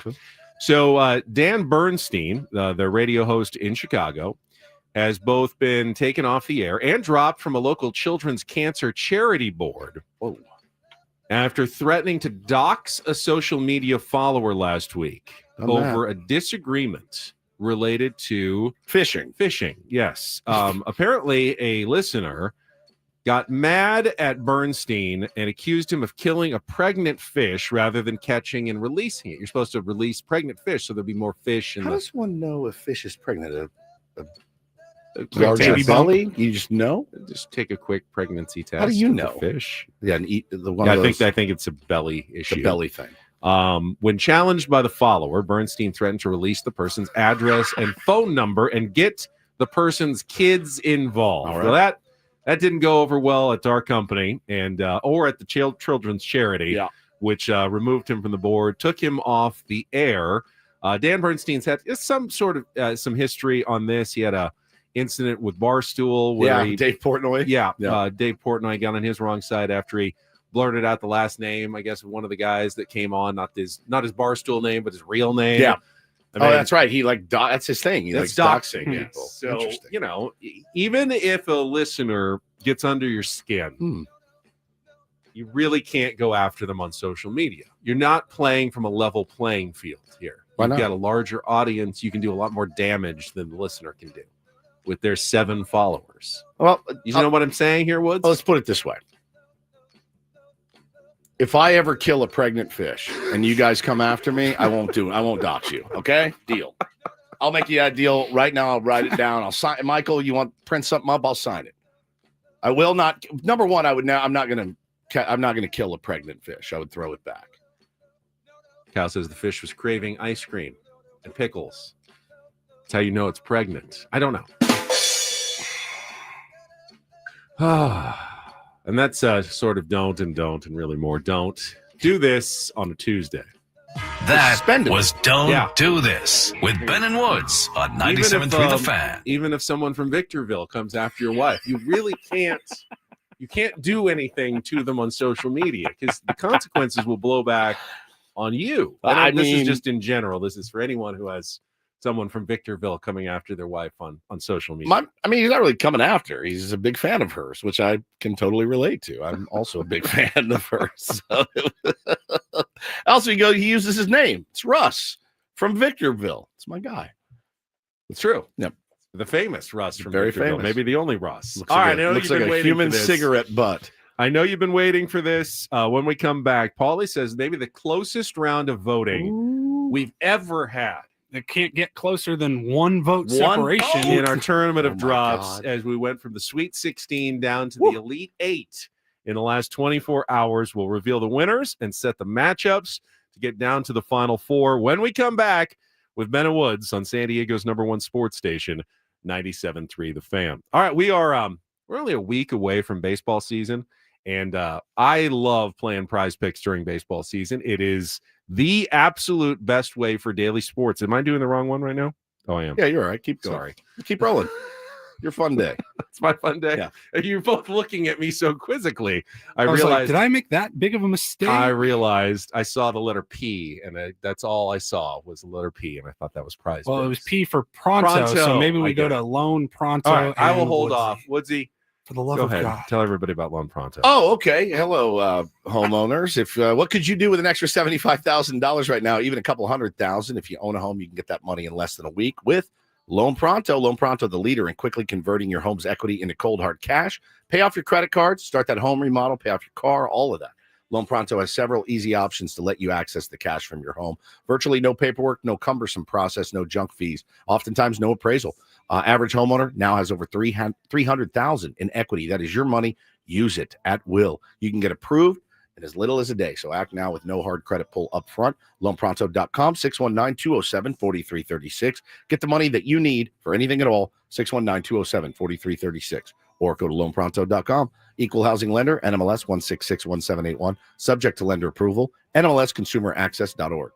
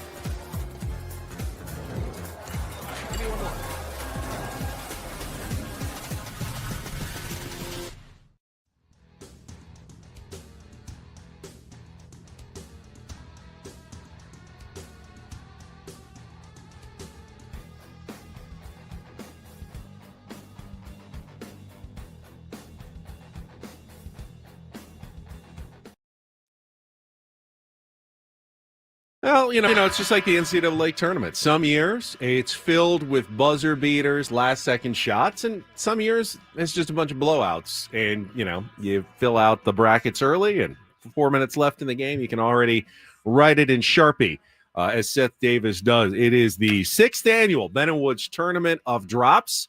We got the field down from 32 to 16 in our first 2 days of voting last week. And then yesterday, we had the Sweet 16 matchups, and over the last 24 hours, you voted to get them down to our Elite 8 best sound bites, funniest drops from the last year. So it's time to unveil the results. Paulie, if you would. All right, let's get into the bracket again, and we'll start in the upper left quadrant, the Beau Woods region, where the Sweet 16 matchup at the top featured the number 1 overall seed, Lee Hacksaw Hamilton. You got a problem. Taking on the number 4 seed, yours truly, Bootylicious. And Paulie, what were the results? This one was not very close. This better be a blowout. With 73% of the vote. No surprise here. The number 1 seed, moving on. You got a problem. You got a problem. All right, we got some chalk at the top. Let's go down to the bottom half of the Beau Woods region, where it was the number 3 seed, Woodsy. Oh, God. Oh, yes. And this one was a tough call because a very strong number 2 seed, one of Woods' favorite drops. You're a crumb creep. Oh, the best, dude. This one, a little bit closer. Please tell me I lost. The winner got 54.7% of the vote, so a little bit closer. And the drop that is moving on is the number 2 seed. You're a crumb creep. Yes. I mean, I like my drop. That is so good. You're a crumb creep. All right, let's You're get a crumb creep. down to the Juan Soto region. And we also had a number 1 seed going up against a 5 seed in the top. The number 1 seed there. I love Paul Skeens. Oh, strong number 1 as well against the number 5, the Ant-Man. Bring gas. And Paulie, the winner of the 1-5 matchup. Gentlemen, we have our first, maybe our biggest upset of the What? tournament so far. Wow. By getting 51.7% of the vote. Just 9 votes I didn't separation. see this coming at all. The number 5 seed is moving on to the Elite Good. 8. Bring gas. Good, Bring as it gas to the should. Elite 8. Wow. I As love it Paul should. Skeens is out. So a 5 seed into the Elite 8. Who will they take on? At the bottom of the Juan Soto region, we had a 3 versus 2 matchup. The number 3 seed, Adams, mess up on our board. The Padres have slayed the dragon again. No, they did not. They did not do that. Going up against the number 2 seed, John Heyman. Thank you, John. believe it. It's a tough one as well. And Paulie, the results. Another very, very close vote here. But with 52.4% of the vote, we're going to give this victory to, sorry, Adam, the number 3 seed. The Padres have slayed the dragon again. This is his nightmare. Moving on. Oh, my All right. God. Let's move over to the right side of our bracket, the upper right Kelly Danick region, where we had a number 1 seed at the top, Ganja, a.k.a. Cannabis, going up against the number 5 seed, another Ben drop. 1, 2, swallow. And the winner, Paulie. Gotta be This one was a landslide. Gotta be. 83.5% of the people that voted chose for what I think is going to go on and win the whole It's thing. epic. Really? Ganja, a.k.a. Cannabis. It's perfect. It's funny by elite. itself, and then when you hear it on the show, it's usually pretty funny. Yeah. Because Ben's talking about something. Yeah. Ganja, a.k.a. Cannabis. All right. It's the conviction in his voice. Yes. Like, Ganja, you know, a.k.a. in case cannabis. you didn't know It's what just matter ganja of fact. meant. Correct. It's matter of fact, Ben. All right, the highest remaining seed in the tournament, the 6th seed in the Kelly Danick region, still alive. 3. Oh, no. Catching up with Padres pitcher Michael King. The Padres Duncan about to launch. Morbidly Woods, obese. heavy Woods, breathing during our Michael King interview, going up against another Woods drop, a very strong number 2 seed. Yeah. Dylan Thief. That one And makes me laugh. And the winner too. here. This was literally 1 vote. It would have been tied down the middle. Whoa. No way. But the winner, moving on, is the number 2 seed. Dylan Thief. Oh, Thief survived a scare in the Sweet 16. Sweet 16. Yeah. It's fantastic. All right, and let's go to the bottom right quadrant, the Don Orsillo region, where we have another 1 seed still alive. Hot Beef going up against Woods. Oh, The 5 oh, seed. put your pants back on. That's tough. It's path back up against Hot Beef. That's Hot a tough Beef, matchup. Yeah, And the it winner wasn't, was was not very tough for the voters because with 72% of the vote, the number 1 seed moving on to the Elite Eight. Hot Beef, as it should. And then in the bottom of the bracket, it was our skipper, the 3 seed, still alive. What's up, my dudes? How you doing? Going up Gets me against every time, the too. bracket's namesake, Don Orsillo, as the number 2 seed. And our final Sweet 16 winner, Paulie, was. I thought this one would be a little bit closer because I do think the Mike Schilt drop does make me laugh every time. Me too. What's up, my dudes? What's up, my dudes? But no, with a very nice 69% of the vote, the number 2 seed, Don Orsillo, is moving on to the Elite Eight. I think that's the dark horse. We've seen Don Orsillo win this tournament before. We have. He's got a special place in the hearts of the Tier 1s, apparently, and I am not counting out the 2 seed in the Orsillo region for making another deep run. So there you have it. The last 8 remaining drops in our 6th annual tournament of drops. So it is time now to unveil the matchups for the Elite 8, the winners. Over the next 24 hours of voting, we'll get into the final 4, and we'll go back to the Bow Woods region where it is a very strong 1 versus 2. I mean, We have I don't even know how to vote on this 3 one. out of the 4 regions are 1 versus 2. Woo! So we have the 1 seed in the Bow region You got a problem. going up against the number 2. You're a crumb creep. Oh my God. I could see those two actually getting in an argument. I can as well. You got a problem. No, You're a crumb creep. No, you got a problem. No, you've got a problem. And then we move down to the next region. Not here. a 1 versus 2. No, this is the only this is one. the upset bracket where it's the number 5 seed, Ant Edwards, Bring gas. going against the number 3 seed, Adam's Mistake. The Padres have slayed the dragon again. Sorry, Aunt. We're gonna have an unlikely entrant into the final 4 in that region for sure. 5 or a 3 are moving on. All right, that was the Soto region. Then up in the Kelly Danick region, again, another 1 versus 2. We've got the number 1, Ganja, a.k.a. cannabis. Paulie's favorite, going up against the number 2. Dylan Thief. Ooh, Still got to give it to Ben there. I don't know for sure. Dylan Thief Dylan Thief. survives. Can it survive another close matchup? I think this might be your year, Ben. This could be your year. I could have a matchup in the final 4 because on that side of the bracket, I'm also the 1 seed in the Don Orsillo region. Hot Beef! Oh, But going up against the man himself, the number 2. hot beef is so much better than that. I just bought my hot beef sweatshirt yesterday.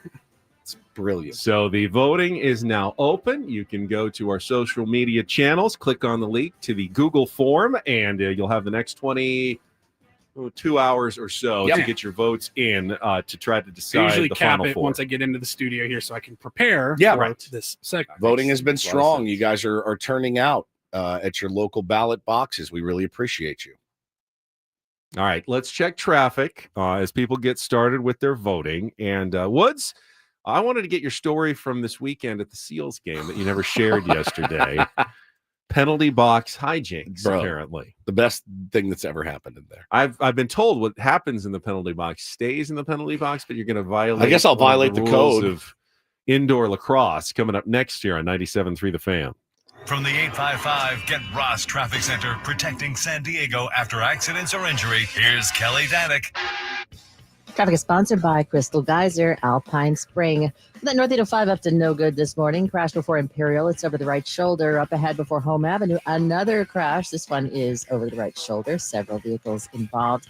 Then we got a stall in the center divide, North 805, just before Mesa College. And get reports of another stall right before La Jolla Village Drive, but not showing if any lanes are blocked.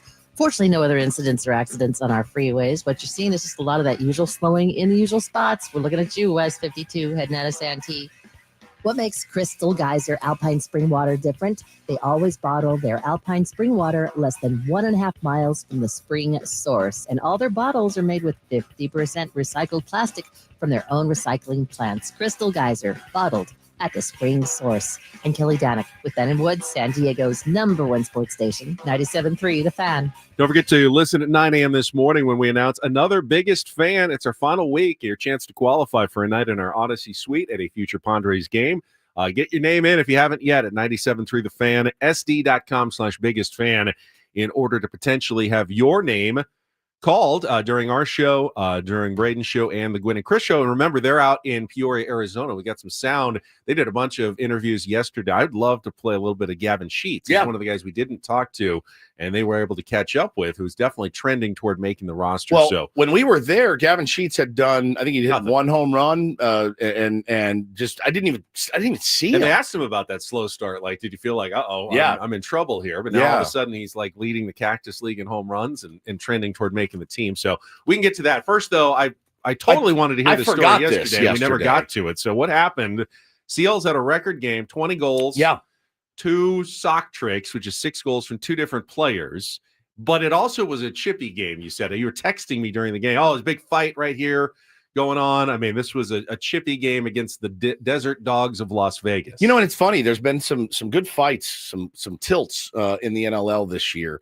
And those are the things that make the national headlines, really. I mean, they had them on like ESPN's top 10 the other day, but one of our guys, our rookie, Trent DeChico, got under the skin of one of our former players, Casey Jackson, who I adore. He plays for Las Vegas now. And Casey's not a real fiery dude, but DeChico went kind of up right here, Benny, right to the chin with the stick, cut him a little bit, so there's a little blood on his jersey, put them both in the box, and as they are walking to the box, they are jawing the entire time. And, of course, I'm right there in the middle, and these dudes, they did not stop, Ben. The penalty's 2 minutes. They did not stop screaming at each other for 2 minutes. And it was when, so here's Casey on this side, Cheeks on my left, Casey from the right. You are nobody. You are ugly. I will kill you. I'm going to beat your effing ass. I will effing kill you. DeChico, oh, you're a real hero. Look at you, real hero. Casey, nobody even knows you in this league. You're a nobody. And then DeChico, yeah, nobody knows you either. You're burned out. You're a washout. I'm going to see you. Where do you live? You live where? Victoria? I'm going to find you downtown. I'm going to beat the ass out of you. 2 minutes. I was laughing. So I'm right in the middle like this. I legit, and we had a guy. I just find it so amazing that you're down right there. In the middle. You're right in the middle of it. Benny. The funny thing is like, I love Casey Jackson. He's one of my favorite Seals we've ever had. If he comes over the thing at him, I don't know who to protect. And I love Cheeks too, but I'm like, this is so finally they let Cheeks out of the box. Casey actually had a longer penalty. So when it was over, I looked at I go, hey, you good? I go, I've never seen you that worked up ever. He's like, F that dude. I'm going to find him. I'm going to beat his ass. I'm going to break his nose. I was like, so it was, we fought. We had at one time, we had 8 people in the penalty box. So I'm like, is there enough room for 8? The answer is unequivocally no, there is not. And there was one guy standing, 3 guys sitting on the bench over here, 3 guys sitting on the bench, 1 guy standing. There's the guy, my boy LL, that does the clock. There's me. There's our producer. And then each box has a minder, right? Like to give them their water, their towels. There's 18 people down there for, at one point, it was like 9 minutes. I mean, it was like major penalties. I get a little bit claustrophobic. And you know, auxiliary penalty. Yes. I almost vomited a few weeks ago because it was hot and I was getting kind of anxious. I had to talk myself down from the ledge, man. I was sitting in there going, if there was a trap door here where I could pull it and just shoot down to the bottom, I would have pulled it. Because they're all hot and sweaty. Oh, they stink, and they're so mad. They're screaming at each other. Bro, it was, I got to say, it was the most entertaining Seals game I've worked. It was 20-11 was the final. It was never close. I mean, it was never, ever close. We put the wood to those guys that day. But to have these dudes, they didn't stop. And then DeChico ended up getting in a fight later in the game. Full scale, gloves off, helmets off, beat the crap out of this dude from Vegas. It was everything you could have dreamed of. It was goals, it was fights, it was trash talk. It's just part of it. It's all the reasons that I love that that league, and it's so much fun, man. If you haven't been out to a game, we're not back for a while, man. It's like April 18th. Getting near the end of the season. Yeah, right? one more home game, and we'll be on the road 4 weeks in a row. Now, are you going to make the playoffs? Is it what's the situation? Because I know they were under 500, but they won a couple. Now, so yeah, they're in good shape right now. But you got to win on the road. They got 4 games on the road, and the travel is excruciating for these guys. But it should be. We should be there at the end, I think. All right, if you missed it this morning, the MLB season is underway. The LA Dodgers are 1-0. They beat the Chicago Cubs 4-1 at the Tokyo Dome. Yoshinobu Yamamoto was solid. Shota Imanaga was outstanding. 4 no-hit innings, I think, but they pulled him on a pitch count, and then the Dodgers scored 3 times in the 5th inning and then went on to the 4-1 win. But they did so, if you missed it, without Mookie Betts, who they knew they weren't going to have because of the illness. They actually sent him home to Los Angeles, but also without Freddie Freeman, who was expected to play, was warming up for the game, and then something happened during batting practice, some sort of rib injury. So they didn't have Mookie Betts or Freddie Freeman for the game. Didn't matter with the pitching, with the bullpen that they've got. Tanner Scott, former Padre, came in, got his first save for the Dodgers, pitching the 9th inning in that one to lock down the 4-1 win. But there was something that I didn't realize got under my skin a little bit about the game. And it's one of the little things that they do for the Dodgers that I don't feel like the rest of baseball gets afforded. And I just advertisement for Guggenheim behind them, yes. the entire game. The fact that Shohei Ohtani's face is all over the entire country of Japan. I can't see enough of that all over the place. Thanks for that on my Twitter feed. No, I assumed, my bad, that like last year when the Padres and Dodgers played in Korea, that one game would be a home game for the Dodgers and one game would be a home game for the Cubs, like it was last year. That's fair. You give up one home game each. They didn't make the Dodgers give up any home games. They're both Cubs home games. The Dodgers are the road team for both of these games, so they still get all 81 of their home games in LA, and the Cubs just have to eat it, and they get 2 fewer home games when they come back and have to play 2 extra road games on their season. Why on earth did Major League Baseball let them do that and not split the 2 games? You know why. This shouldn't surprise you even a little. How is that not blatant favoritism? It is. It's blatant favoritism. And Major League Baseball would say, yep, you're right. You got us. Like, is this like a payoff? Sue because, us. Hey, we made you go to Korea last year, so we're not going to make you give up any home games this year for going 2 in a row. Is that the rationale? But honestly, behind it? If I were the Dodgers, I would have absolutely said, yeah, man, we just went to Korea last year. I know that we're rating the entire country of its superstars. They all want to play here. So we don't want to give up. We don't want to give up home games. And I'm sure to get them there, they said, yeah, okay, no problem. And the Cubs, Cubs have Japanese superstars as well on their team, but not to that extent. So Dodgers go, hey, we lead the league in attendance. We want to take away all of our 50,000. Well, they need the money, man. They're going to need them. They need those attendance. Pay off all their salaries, no doubt about it. So anyway, Dodgers 1-0, Cubs 0-1. They'll play again at 3 a.m, and then back for the regular season next week. I've got a story from my lunch yesterday. I wanted to this share. is fantastic. Next year on the Fan.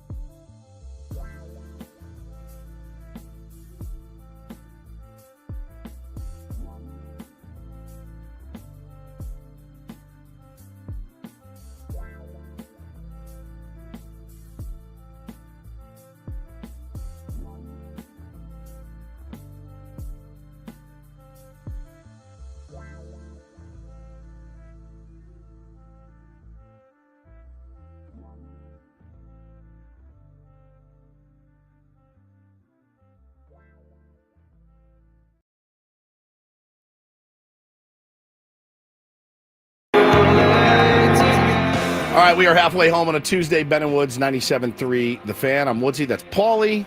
That's Ben Higgins, your friendly neighborhood sports anchor. Every day when I'm on this show with these guys, I realize that I just do everything the wrong way. I'm just everything I do is wrong. Like, I just am just a rube. I just get taken advantage of, and I'm just an idiot. I did actually sign up this morning, by the way, because I was driving to work, and it said, I wanted to watch the Dodgers Cubs game as I was driving to work. Put it up on my, my little magnet and have the game on. So I went to my MLB app, and they said, you need to renew for the season. It's $150. Okay, so I did. And then I went to put the game on, and it's blacked out. Because it was on Fox. It was on Fox. So I went to the Fox app. They weren't showing it either. And so I went to my Contour app because that's my They said, no, you have to be watching on your home internet. They weren't showing it on the Fox app? Because that's how I watched it. It was not on the Fox app this morning.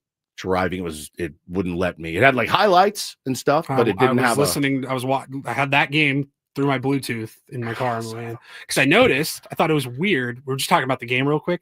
I thought it was weird that Jason Benetti and AJ Przinsky were calling the game. I thought that was odd too. Game 1. But then I saw Fox. I think in LA Sportsnet, Joe Davis was on it because I did see a highlight of I heard a highlight of Joe Davis puking into the mic talking about the Dodgers. So I thought, just to be clear, not complaining that I didn't have to listen to Joe Davis, but I was surprised. I was like, they're the Fox #1 team, John Smoltz and Joe Davis. Yeah. I would have thought, I don't know, opening day, big international contest or whatever. I would have thought you had your #1 crew there, but Jason Benetti and AJ Przinsky were doing it remotely. I dropped $150 this morning just for another streaming app.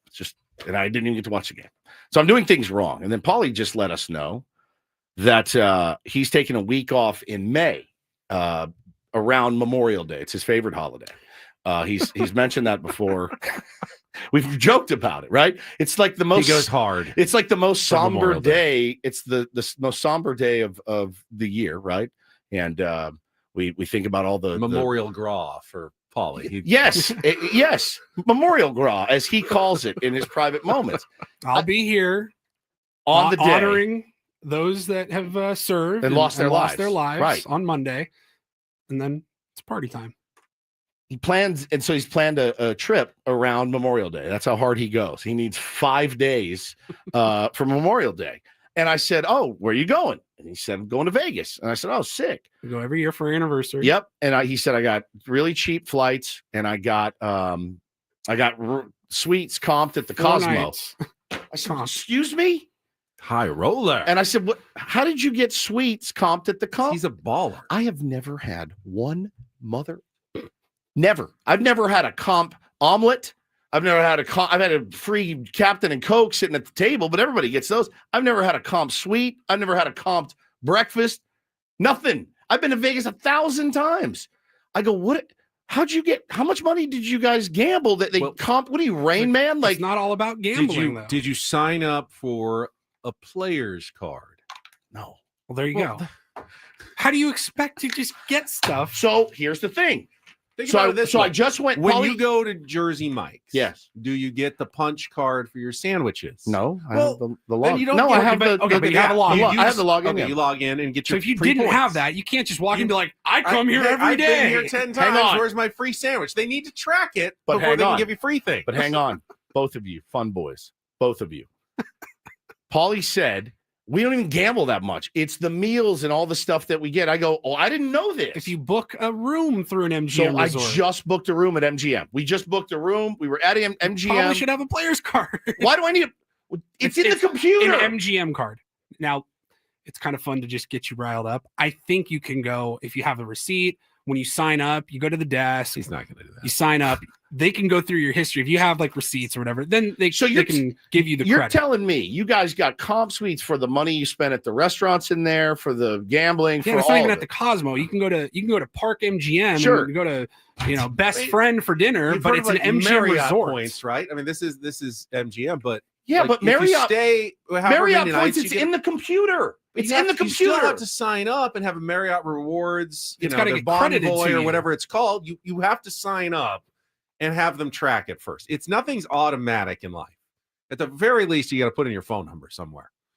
You have to track. I'm sure we did. Like my wife made the rest. We can be so this is staying her. What you're telling me is this her fault? Yeah. Yeah, Possibly. pretty much. You could stay at the Cosmo and go get dinner at Bellagio or Park MGM Right. or whatever other MGM resort. You bring the receipt back. You just charge it to your account or whatever. Bring the receipt to the desk and they'll credit you for those points. You get points. Or on, maybe I have no idea. Maybe she's just hoarding all of the points. Now that is herself also for a future vacation possible. with her girlfriend. With her girlfriends. That's Which is also pretty much what I do at home because I handle all of the discounts and club stuff and everything. So I, of course, take advantage of all of the freebies at the end because I'm the one who tracks it all. I mean, I've got all that's the how cards. they get you to come back is by It's brand loyalty. Yeah. Where you're going to go somewhere where our you can trip now Yeah. in May will pay for the next trip essentially. I mean, I got a flash sale on Southwest Airlines. It was like $49 a flight. So call it $200 in change for the flights, and then I had to pay resort fees for 4 nights in a best suite I've ever stayed in Vegas. It was a total of I think $120. So we're looking at about $330. I got 4 nights incredible. in a suite. I just And then everywhere we go to dinner, you get points for all of that. I constantly. If you go to a Caesars property, you know how much screwed. Do you know how much money I spent at MGM with my kids there? Probably, do you have any idea how much money we spent in Vegas? I told you. I've been on benders that lasted 3 days. I spent a fraction on those trips. So if you don't eat, if you go to brunch or sleep all something day. downstairs in your hotel, charge it to your room. Oh. Because then it goes right to your account and you get those points. But I got to go sign up for this card and present my card and all. Less than All 5 minutes. It's easy. You get my driver's license. Absolutely. You get a card. easy. I think I've got. Just keep it right here. For what I spent in Vegas, they should give me a floor of room, like a floor. They of might rooms. actually. They actually might if you let them track it. I went and looked at my credit card bills after that trip. I'm like, how did this happen? I didn't gamble at all. I did actually. I put like a $20. I was waiting on my buddy Jack to come down and say hello. I put a $20 bill in a slot machine. I lost it. I was done. Okay, so you take that card that they give you Put it when in. you sit down. There's a slot. You put it in, and it says "Welcome, Paul," and it shows you your points. But what I'm saying is, I spent an ungodly amount of money. I gambled for 30 seconds, $20. But the money I spent at the restaurants, all the other stuff, I could have gotten a whole. That $200 meal at Johnny Rockets could have been right on your points. Yeah, that's exactly what it was. Ronnie Jockets. Like I said, we upgraded to the suite again at the Cosmo. But when I was looking at the comps when we were booking this a couple months ago, I mean, I could have stayed for like 2 weeks at New York or something. I'm taking the month of August off. I'm just going to be in Vegas next month. God, I'm the worst. I am the absolute worst. Money just flying out of my wallet. I think you guys talked about Brandon asked in the chat if I have to pay for my luggage now on Southwest. I think you guys talked about that when I was sick last week. That was like the major outroar across the country. Yeah, Southwest. paying for luggage. From what I saw, that was for flights booked like starting like June 1 or something. We're getting close, but we're not there yet. Your wife just said in the chat, we could move into Luxor. Yeah, I could own the Luxor. The friggin' Reindl suite at the Luxor, which a hard pass on that. Benny was texting us yesterday. He was out at lunch with his boys. And you ran across, this is typically something that happens to me. Well, you know me, always looking for a good deal. And my boys like it as well. So we go lunch special, $12. We go to a Himalayan Kitchen in Encinitas. Really good. It's Indian food, but it's really good. I know it's not your favorite, but you get a bowl of soup. You get 2 choices of entrees and a big basket of their non-bread. $12 lunch special. Can't beat it. Nice people who run the place. So we go there, once a month or so. And I had lunch with my 2 boys. So we go into the restaurant. It's Monday, so it's not crowded. And I only really see one other person as we're walking in. So they put us down at the booth. Now, he is by himself on the booth on the other side of the partition. Yeah. So I can't really see him. You just hear him. But I hear him. And he is talking loudly, I believe, on his Bluetooth phone. He's having he has a very announcer deep voice, and he is projecting loudly this conversation. And I can't help but overhear. I'm not normally a nosy eavesdropper, but there's no choice. Can't avoid it. His voice is booming throughout the whole restaurant. That's not eavesdropping. That's just sitting at a restaurant. Somebody's talking loud. Existing. So what I gleaned, he was an older guy wearing a New York Giants hat, and I gleaned that he is a comedian with like a one-man show, and he was like pitching it Oh my God. to some sort of talent scout or agent. And he was actually doing like his routine. No way. During lunch, just sitting at his own booth, having his lunch at his table, and going through his whole act. Like, yeah, kids today, they really organized with all their data and PDAs and everything, but they're also really lazy. I mean, I see kids today, they actually schedule when they're getting high, like 7 o'clock tonight, smoke weed. It's like he's going through his entire Ganja, aka cannabis. his entire act, and he's just going on for like, and then and then he's trying to schedule. I'll see you at the Seinfeld show that's coming up next, later this month. I think Jerry's coming and doing with Jim Gaffigan at one of the casinos in town. So he's like talking about, I don't know if he knows him or not, or he's just has tickets and he's going and he's talking and talking. Finally, he's wrapping up. He's gone on for like 10 minutes. I'm going, we're literally the only other 3 people in the restaurant at this point. You have just absolutely been the entire show. Part of the show. I thought at some point he'll realize we're right here and like quiet it down a little. No. This is how he ends his conversation with whoever he's talking to. You want to hear the most racist joke I know? Oh my God. Jesus. Oh no. Then of course he tells it just as loud. How bad was it? Pretty bad. All right, turn the mics off. Turn the mics up.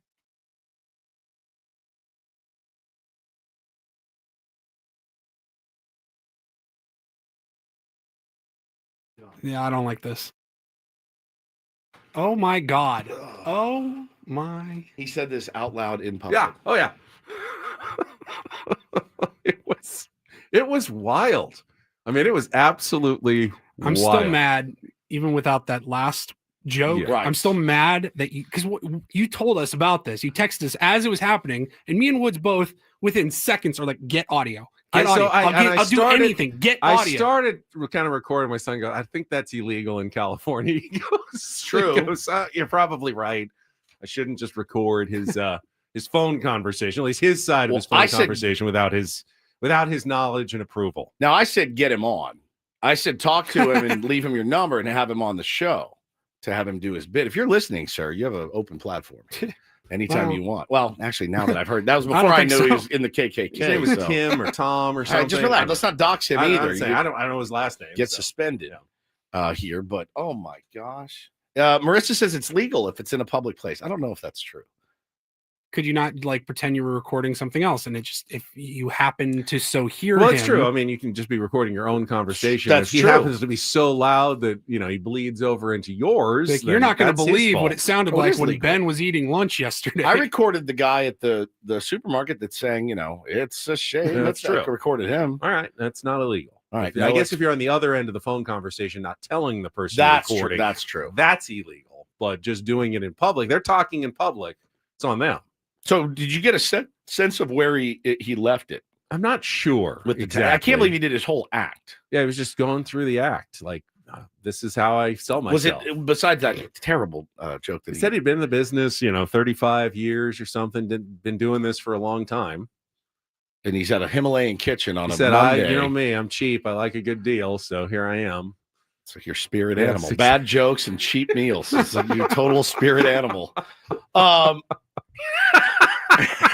Was any of his stuff any good? Because the schedule to smoke weed is one of the worst bits I've ever heard. Really? Didn't sound not great. good. Not really. Man, I didn't do an out loud guffaw. Oh, at least all while right. I was Then sitting there.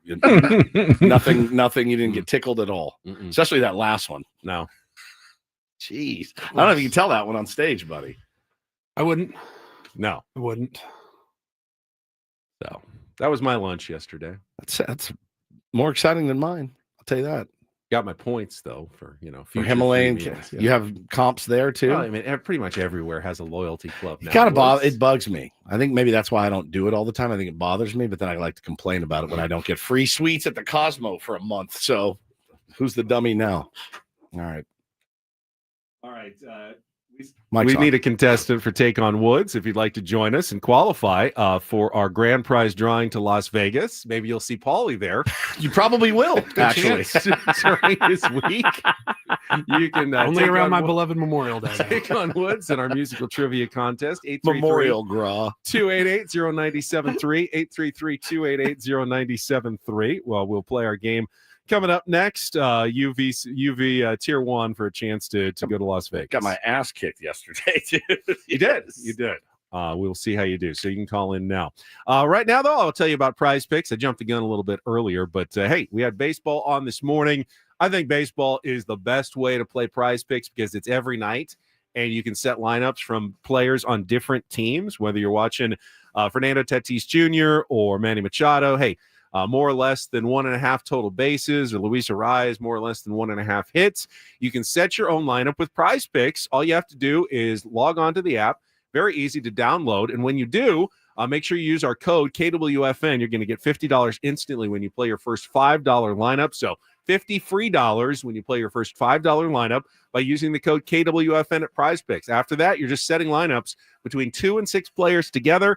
If you win, you can win big, up to 1,000 times your cash, running your game all baseball season long on Prize Picks. It's easy to upload and download cash, Venmo, Apple Pay, MasterCard. If you're depositing and withdrawals, I have one. I have taken money out. It comes back to me very quickly. Within about 15 minutes, I see it right back into my account. So 10 million users, very reputable, doing this in 30 or more states now. It's legal here in California. All you have to do is sign up. Again, go to the website, prizepicks.com. Download the app today at Prize Picks. Run your game. Must be present in certain states. Visit prizepicks.com for more details.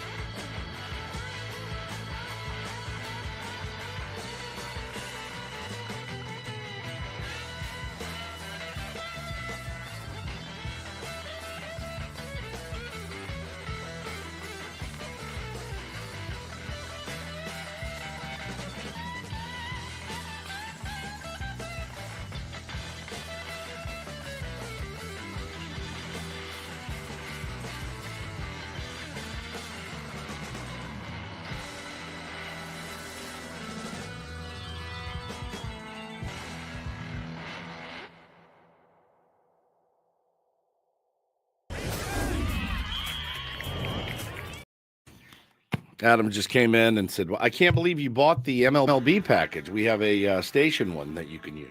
First I've heard of it. We got all three of us. Since when? Excuse me? Since when? Oh, we've had it for years. Well, why haven't I ever been told about it? I just dropped $150. I didn't know about that either, actually. Nobody did.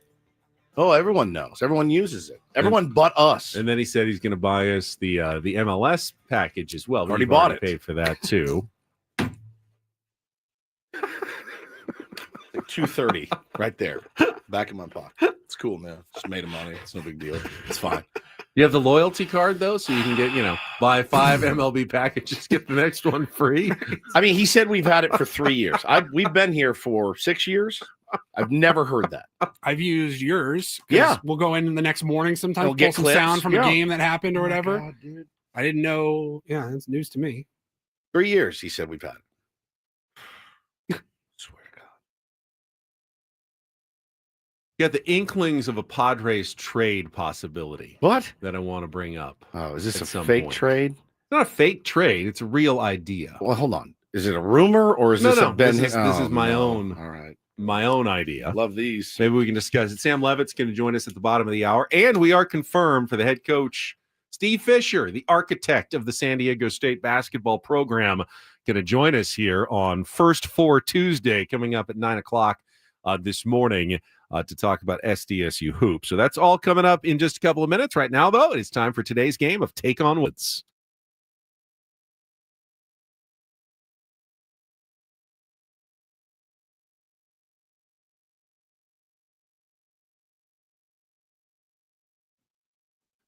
All right. Is this David? Speaking. Good morning. David, welcome to Take on Woods. How are you doing this morning? Great. How are you? I'm good. All right. Woods has left the studio, so you're going to go head-to-head. 5 questions of musical trivia. If you beat or tie him, we'll put you into our grand prize monthly drawing for 2 tickets to Alanis Morissette at the Coliseum at Caesars Palace, 2-night stay at the Flamingo Hotel and Casino, and a $100 gas card. Go to Ticketmaster.com to get your own tickets. We will give you the advantage of picking the category. Here are your choices. We've got This Ends Tonight, 5 song titles ending the word tonight. The End Is Now, 1970s edition, song titles ending with the word now, all from the 70s. And our new category today, right answers only, all song titles that begin with the word right. So This Ends Tonight, The End Is Now, or right answers only, David? How about right answers only? Right answers only. I hope you, for your sake, you give right answers only in our category of song titles that begin with the word right. You'll have 60 seconds to answer as many of the 5 as possible. If you don't know one, you can say pass. We'll come back to it at the end if there is time. First question is the 2-second song. Paulie's going to play the music. You need to give me the song title and the artist to score that point. David, are you ready to play? Let's play. All right, let's put 60 seconds on the clock. Again, the category is right answers only. Song titles beginning with the word right. David, your time begins when Paul plays our music. Good luck. Let's take on Woods. Right now, Van Halen. Correct. Following up Baker Street, Jerry Rafferty sings It's Been You, Woman, in which song that became his second most successful hit in 1978? Pass. Which 2010 top 10 hit by rapper Lil Wayne also served as the theme song for the show HBO's Ballers? Pass. The British alt-rock band Jesus Jones had their biggest international hit with which 1990 historically minded song? Right here, right now. Correct. Barbara Streisand turned down which Richard Marx written song in 1988, so he recorded it himself. That became his most enduring classic love song. Pass. Right. Following up Baker Street, Jerry Rafferty sings It's Been You, Woman, in which song that became his second most successful hit in 1978? Right here. Incorrect. Which 2010 top 10 hit by rapper Lil Wayne also serves as the theme song for the HBO TV series Ballers? Pass. All right, well, we got 2. We got Right Now by Van Halen and Right Here, Right Now, Jesus Jones. The answers you didn't get, Right Down the Line by Jerry Rafferty, right above it by Lil Wayne, and Right Here Waiting by Richard Marx. I think, hang on the line, David. I think Woods is good for at least 3 or 4 here, but I was surprised yesterday. All right, David is locked in with his score. Woods returns doesn't know the category, makes it definitely tougher. 60 seconds back on the clock. Woods, your time begins when Paul plays the music. Good luck. Let's take on David. Right Now by Van Halen. Correct. Following up Baker Street, Jerry Rafferty sings It's Been You, Woman, in which song that became his second Right most down the line. correct, which 2010 top 10 hit by rapper Lil Wayne, also served as the theme song for the HBO TV series Ballers. Right On. Incorrect. The British alt-rock band Jesus Jones had their biggest... Right Here, Right Now. Correct. Barbara Streisand turned down which Richard Marx written song in 1988, so he recorded it himself. It became his most enduring classic love song. Right Here, Waiting Correct. for You. 4 out of 5, and that is a 4-2 win. I correctly said 3 or 4 for Woods on this one. Yeah. Right above it is the one both of Right you above it. could not get, and then you got here Right Here Waiting, and right down the line, one of my favorites. Mine by too. Jerry Rafferty. It's Been You, Woman.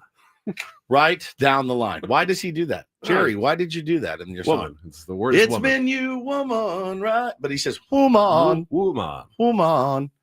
It's a jam, though. I do like two, that one. 2 really good songs from him. Like, really. After that, not Yeah, much. it's all but, right. Hey, you got the 2. You got the 2, dude. It's better than most. Man.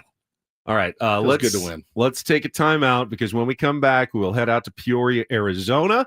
Be joined by Sammy Levitt. We might have some time for some of that Gavin Sheath sound from the Gwynn and Chris program yesterday, and we'll give away those Padres tickets I've been promising to the series against the Cleveland Guardians and Jackson Merrill bobblehead night. That's all coming up next here on 97.3 The Fan. Well, first, I want to tell you guys about the wonders that have occurred in my life because of QC Kinetics. As I leave here today, we'll be off to the gym where my trainer will absolutely beat me senseless and make me lift very heavy weights. I couldn't do it, man, a couple of years ago at all. Couldn't lift 5 pounds.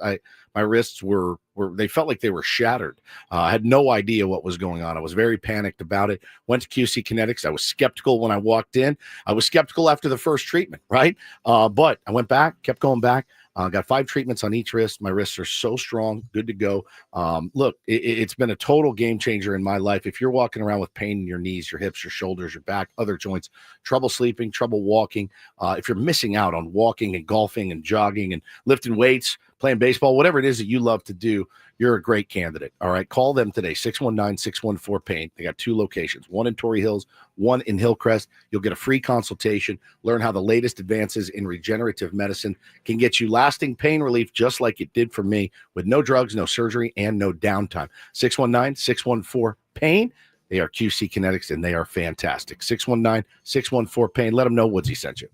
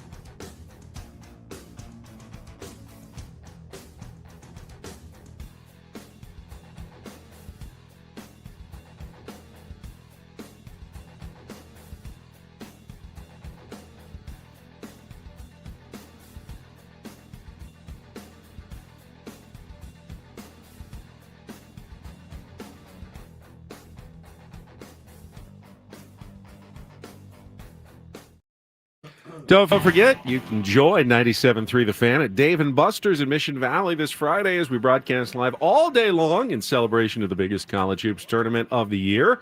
We're going to kick things off with our show at 6 a.m., followed by Braden and Gwen and Chris. Then wrapping up the day with the Scraby Show at 6. There's going to be a breakfast burrito station, drink specials on mimosas, Bloody Marys, and beer throughout the day. If you want to combine them together, you can have a Bloody Beer, Woods, and a basketball shooting competition, hourly raffle giveaways. Join us at Dave & Buster's, 2931 Camino del Real North, next Friday for a full day of fun with your favorite. Hey, you like a Bloody Beer, Jerry? Combine them together for a Bloody Beer. I'm going to pass. They have all the ingredients, obviously. I am absolutely. Make a Bloody Mary and you can have a beer. You can have your Bloody Beer. Hey, you like a Bloody Beer, Jerry? Beer and tomato juice. Beer and tomato juice. Got a Michelada. It's delicious. All right. I told you I had a trade possibility. Let's bring in Sam Levitt from the Peoria Sports Complex. Would not be a blockbuster trade. This is the kind of trade you actually see quite often at the end of spring training, when one organization has a need and another organization has a glut and a player that they might lose on waivers, that they're out of options. So, Sammy, good morning. How are you?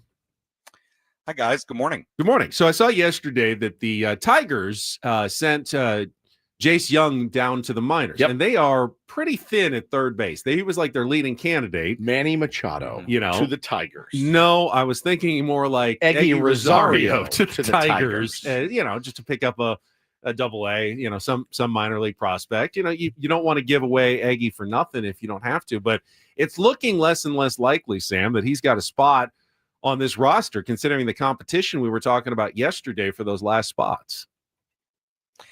Yeah, I think it's one of the real hard decisions the Padres are going to have to make is what to do with Eggy. And look, Tyler Wade is in the same boat, another guy that is out of options. Those two guys are out of options. So there are some pretty serious consequences if you don't put them on the opening day roster. And Ben, I tend to agree with you. I think, if they don't think that Eggy's going to be on there, then I think that certainly opens up that possibility. I don't think it's a crazy idea at all to look for teams that need a guy who can play third, who can play second, who can maybe play some outfield, whatever they might need, however Eggy might fit, and think that might be a possible trade scenario. But I do think it's going to be one of the more fascinating parts of this whole situation here in Peoria, where there are so many guys playing well.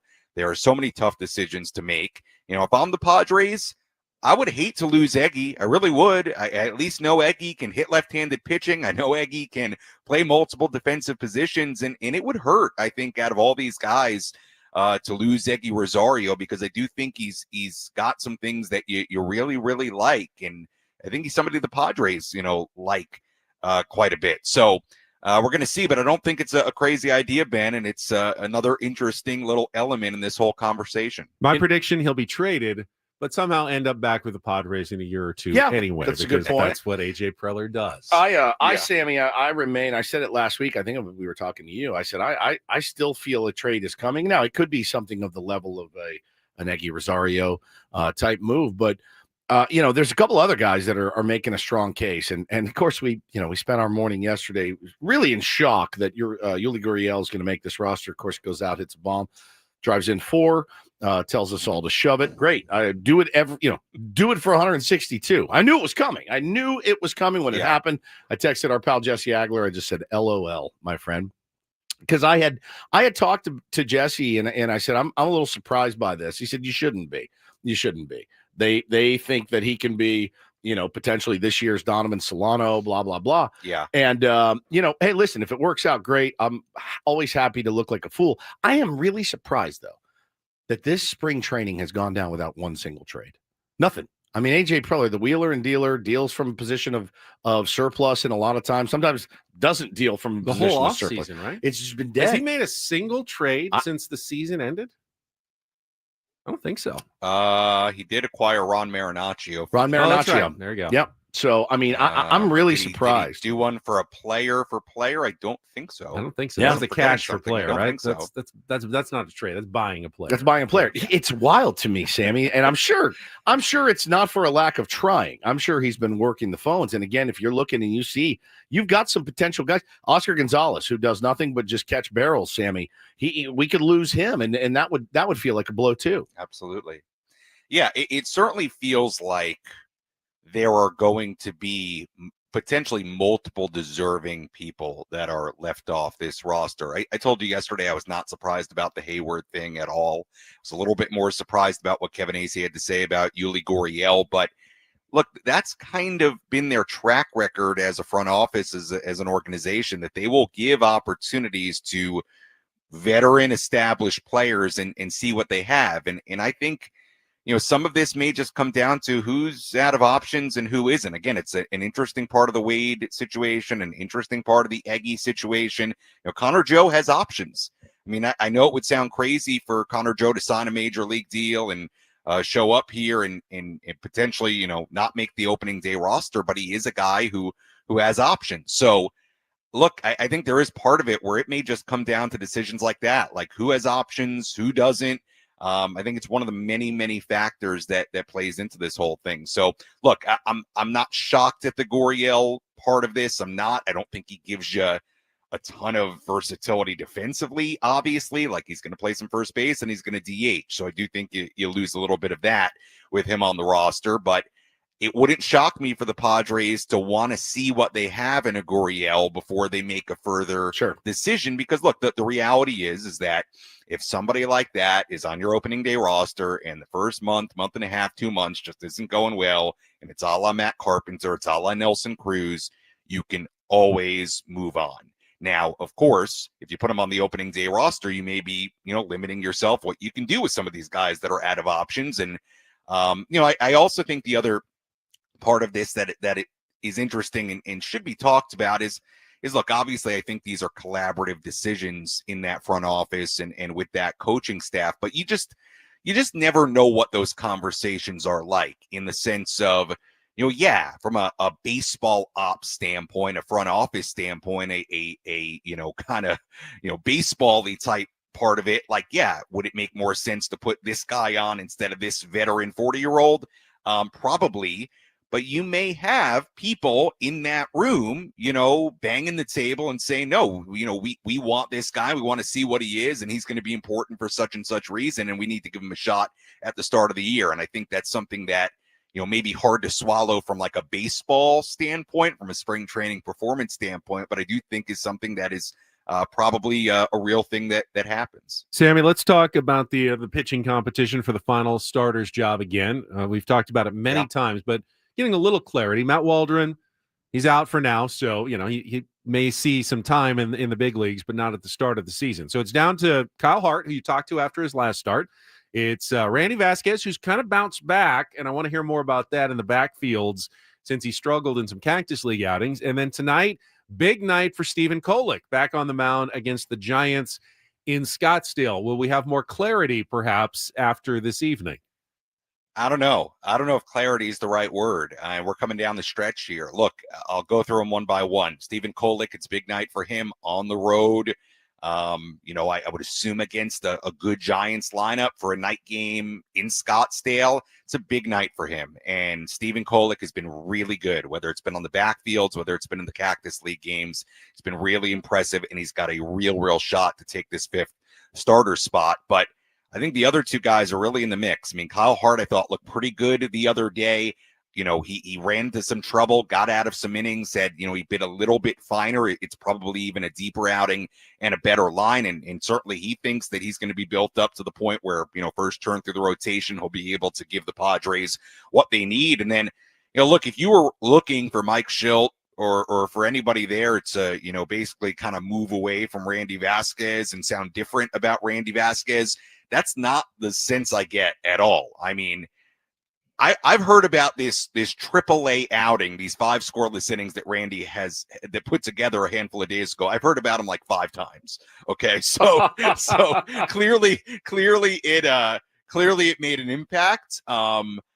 And look, again, when these things, again, I think it's a similar conversation when you talk about some of the position player battles. Like, they know what Randy is, right? And will there be an argument to go with kind of what rather than really what you don't in Hart and Kolek and starting at the major league level? It would not shock me if the Padres decided for at least the start of the year that Randy's going to make a start every fifth day. It would not shock me.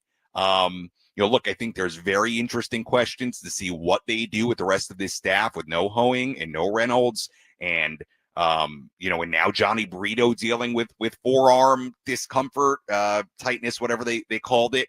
Look, I'm kind of fascinated to see what those final two spots in the bullpen are going to look like too. And I know this is not rotation related, but it kind of is if they want to take a Hart or a Kolek and potentially put them there, because right now, as far as the 6 guys that you think are for sure in that bullpen, I don't know. Like, those guys are going to be your quote unquote mop up guys. And especially the early part of the year where guys aren't built all the way up. Like, if you have a starter that struggles early on and goes 3+ innings, I kind of am wondering, okay, well, who comes in to get some bulk? Yeah, no doubt. And Ron Marinaccio the other day pitched 2 innings. Juan Nunez, who is a Rule 5 selection, pitched 2 innings the other day. Like, is it out of the possibility that one of those guys could be asked to go multiple innings? Heck, I was even looking at the box score from the game in Tempe the other day. They got Logan Gillespie going 3 innings in relief the other day. I'm just saying, like, that's something I would be thinking about. Like, hey, don't we need like one guy who can at least eat up some innings early in the year? I know they have the off days, but that's a bit of a fascinating part of this with the 5th starter spot and the final 2 bullpen spots. But I do think, back to your original question, Kolek, Hart, and Vasquez are very, very much still in the mix, and it's a big night for Stephen Kolek. Well, we always like to put everything in a neat little box, right? And say, oh, this is my 7th, this is my 8th, this is my 9th. We all know, though, the way that baseball is run today, it's going to be fluid. And that's one thing we can count on. It's going to be fluid. I asked Ruben last year, I said, how long does it take you till you kind of get a sense? He goes, about a month. It takes about a month. And after a month, you kind of know, all right, this is where we need him. He's a high leverage guy. He's a low leverage guy. Now, I did feel like some guys got a little longer leashes last year in high leverage. That's going to happen too. But it's going to be fluid. I mean, if you see Ron Marinaccio as a long guy in April, doesn't mean he's going to be there in June. You know what I mean? He could be the 8th inning guy for all you know. It just depends on who separates himself. Think about Jeremiah Estrada last year. Jeremiah Estrada was like, try to get him some work when we can. And then it was like, Jesus, this guy could close for us. And think about Wandy Peralta. Yeah, he was like the 8th inning guy to start the year. And then it was like, let's get this guy some work at some point in the blowout. But it's going to be fluid. I can't panic too much about it right now. I do feel like I can panic a little bit about the left field situation and about the catching situation. I've been panicked about it. I feel like I can continue to panic about that, Sammy. Yeah, I think the catching one in particular is pretty tough. Look, what is Elias Diaz going to be offensively? I don't know. I mean, I think it'll hopefully be better than what it's been so far in spring. And again, it's one of those things, I'm not going to overreact to what you see in spring. I mean, Manny's batting $150 right now in spring. I'm not too worried about him, because I kind of know what it's going to look like at the end. Correct. I mean, look, Martin Maldonado hasn't shown me any big signs in spring that he's going to, jump his batting average 100 points this year. Campy had the home run yesterday, albeit late in the game, in what was the longest spring training game in history after the invention of the pitch clock. I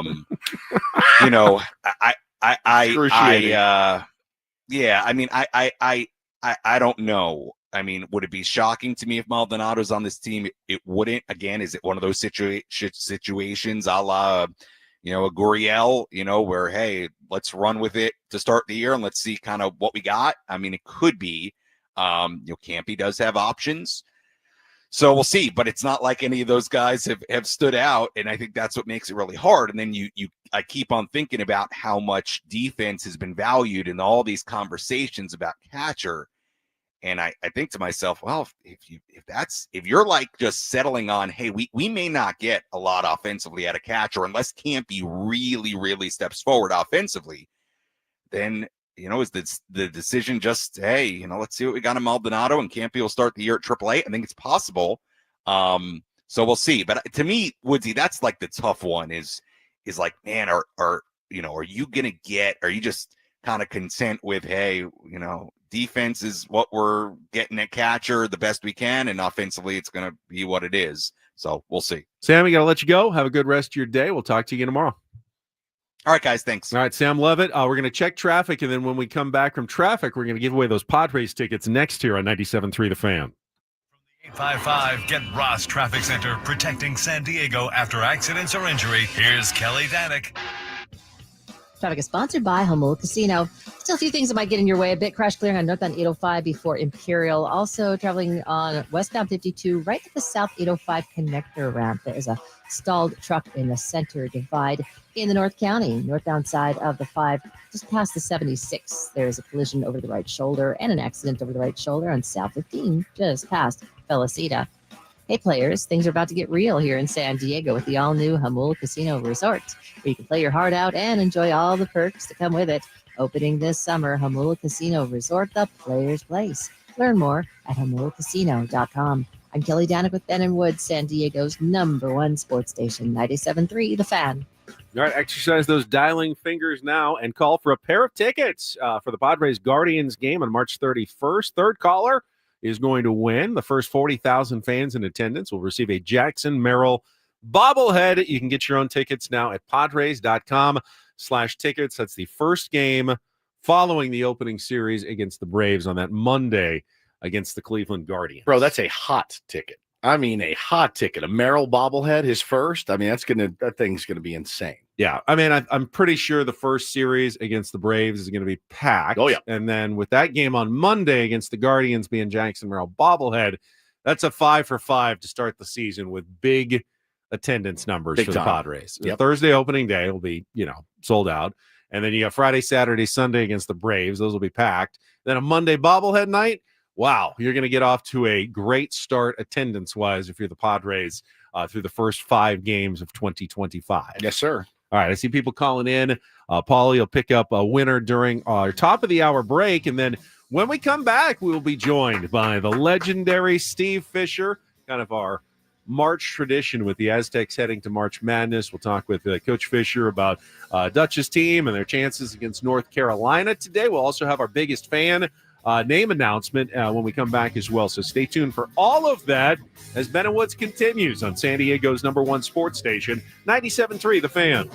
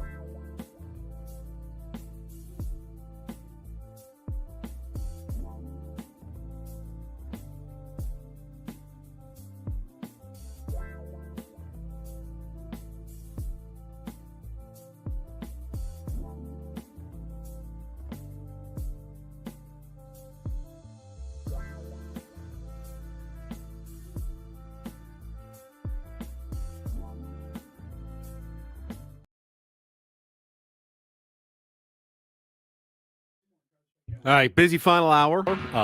Paul is getting Coach Fisher set up. While he does that, I'm going to announce today's biggest fan. Now, keep in mind, because we have the phone lines full at the moment, Coach Fisher will be on. If you call in, just stay on hold. It'll keep ringing. We'll get you after we speak with Coach Fisher. But we'll see you're calling in time.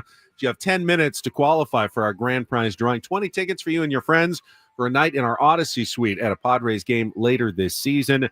Last chance is here to register your name at 973thefansd.com/biggest fan. But right now, our biggest fan is Jeff Nolan from San Diego. So, Jeff, you are on the clock for 10 minutes. But again, can't answer the phone until probably after we talk to Coach Fisher. So just be patient. So everybody else is calling for baseball tickets. Hang up. Yeah, we gave away the baseball tickets already. So you hang up. 833-288-0973. Jeff, we'll clear the lines for you if you want to call in now. But at the moment, we'll go out and be joined by the architect of the San Diego State basketball program. That same program headed to its 5th straight NCAA tournament with the first 4 game today in Dayton, Ohio. The legendary Coach Steve Fisher is back with us here on 97.3 The Fan. Coach, I love this time of year, and gosh, it's so great to have the Aztecs back in the tournament again. It certainly is, and we were all holding our breath on Sunday, and the nice thing about it was we found out early that we were going to get in, and I've been on both sides of it, and it's no fun when you're like West Virginia or Boise State and you don't get selected. It's heartbreaking, but we're excited, anxious, and I can't wait to watch as we tip it off against North Carolina. It should be a fun one. I mean, and really the entire country, Coach, is talking about North Carolina and you know, they don't deserve to be in. It should be these guys or this team. You know, from your perspective, they're in, right? They got in through no fault of their own. They're in, and now the entire country is kind of rooting against them. How dangerous can a team like that be?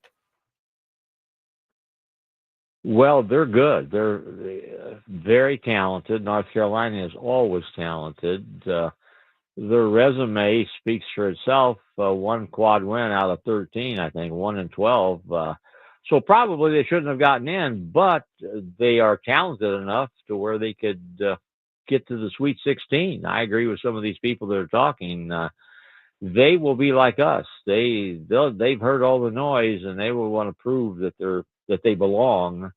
So it should be interesting. They're a little bit atypical of what I think of with North Carolina. They don't have those big 6'11", 7-footers in the middle that they can throw the ball to and rely on that.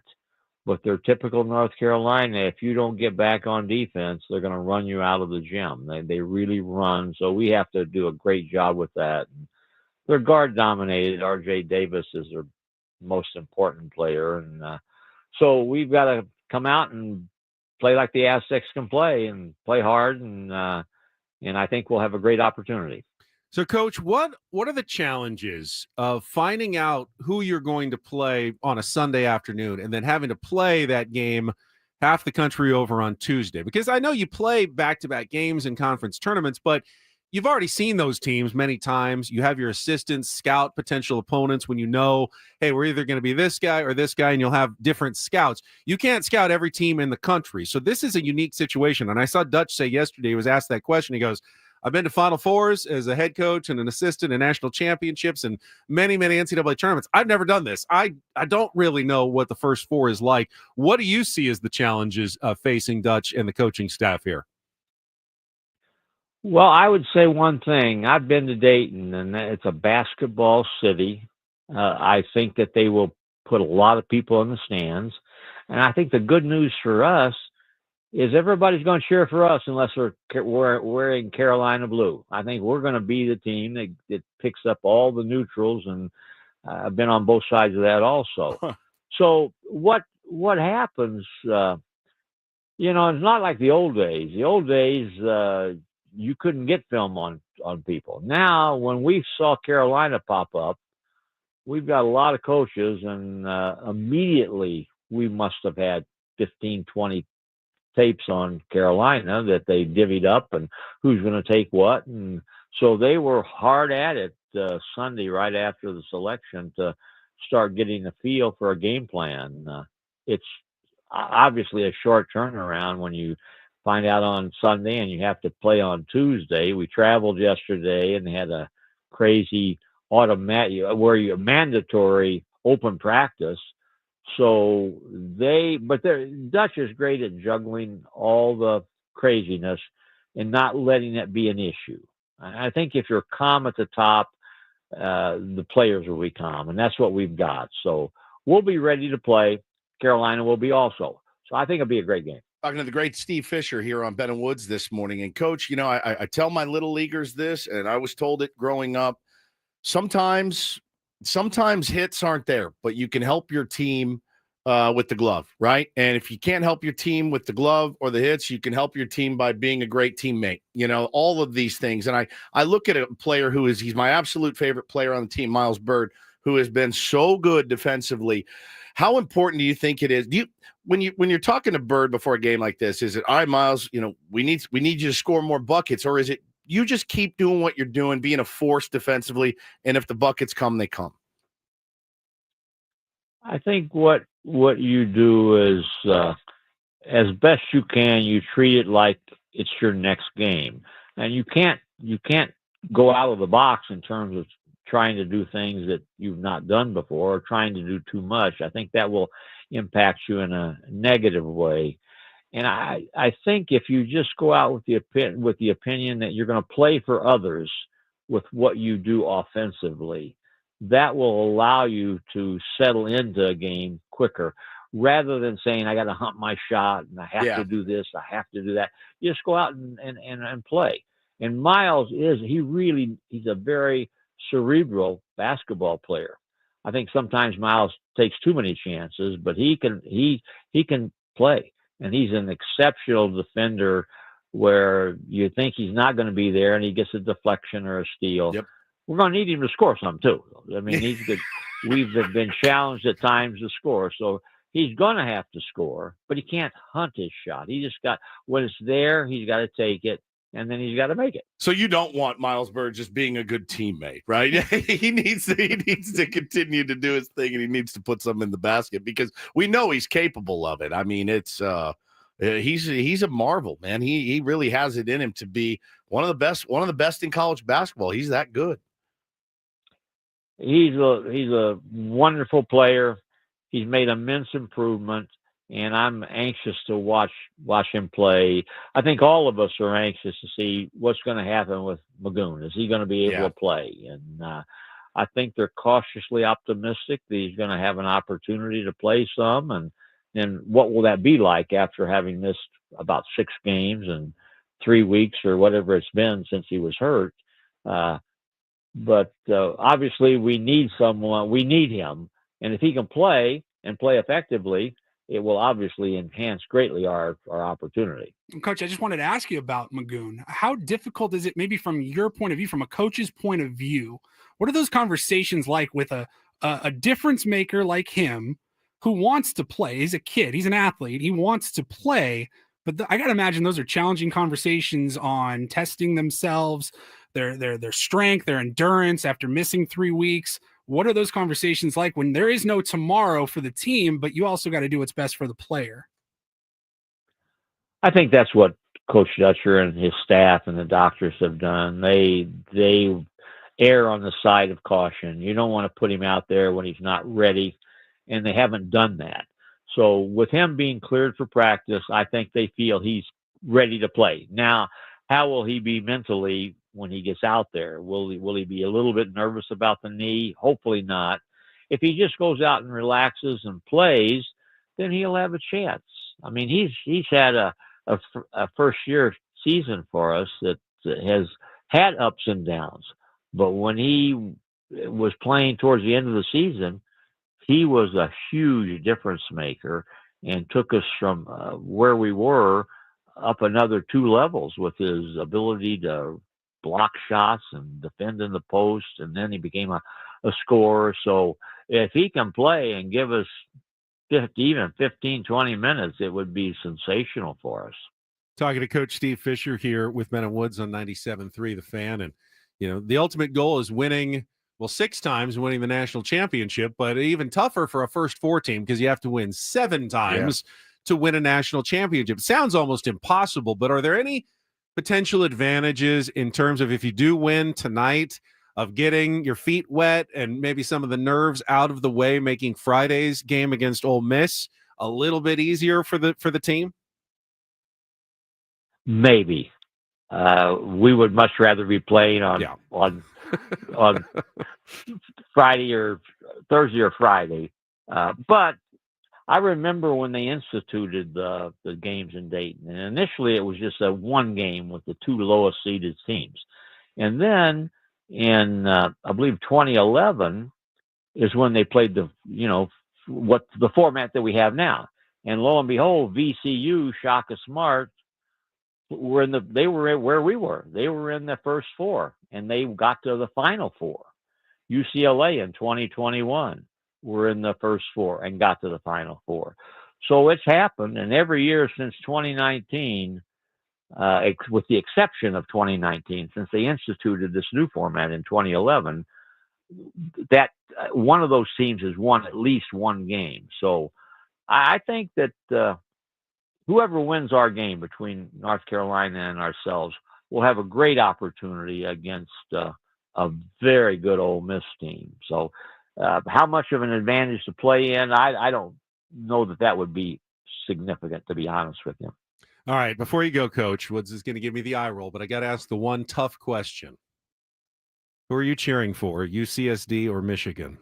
Ooh. That's a good question, actually. You just put Coach Fisher right on the spot here, dude.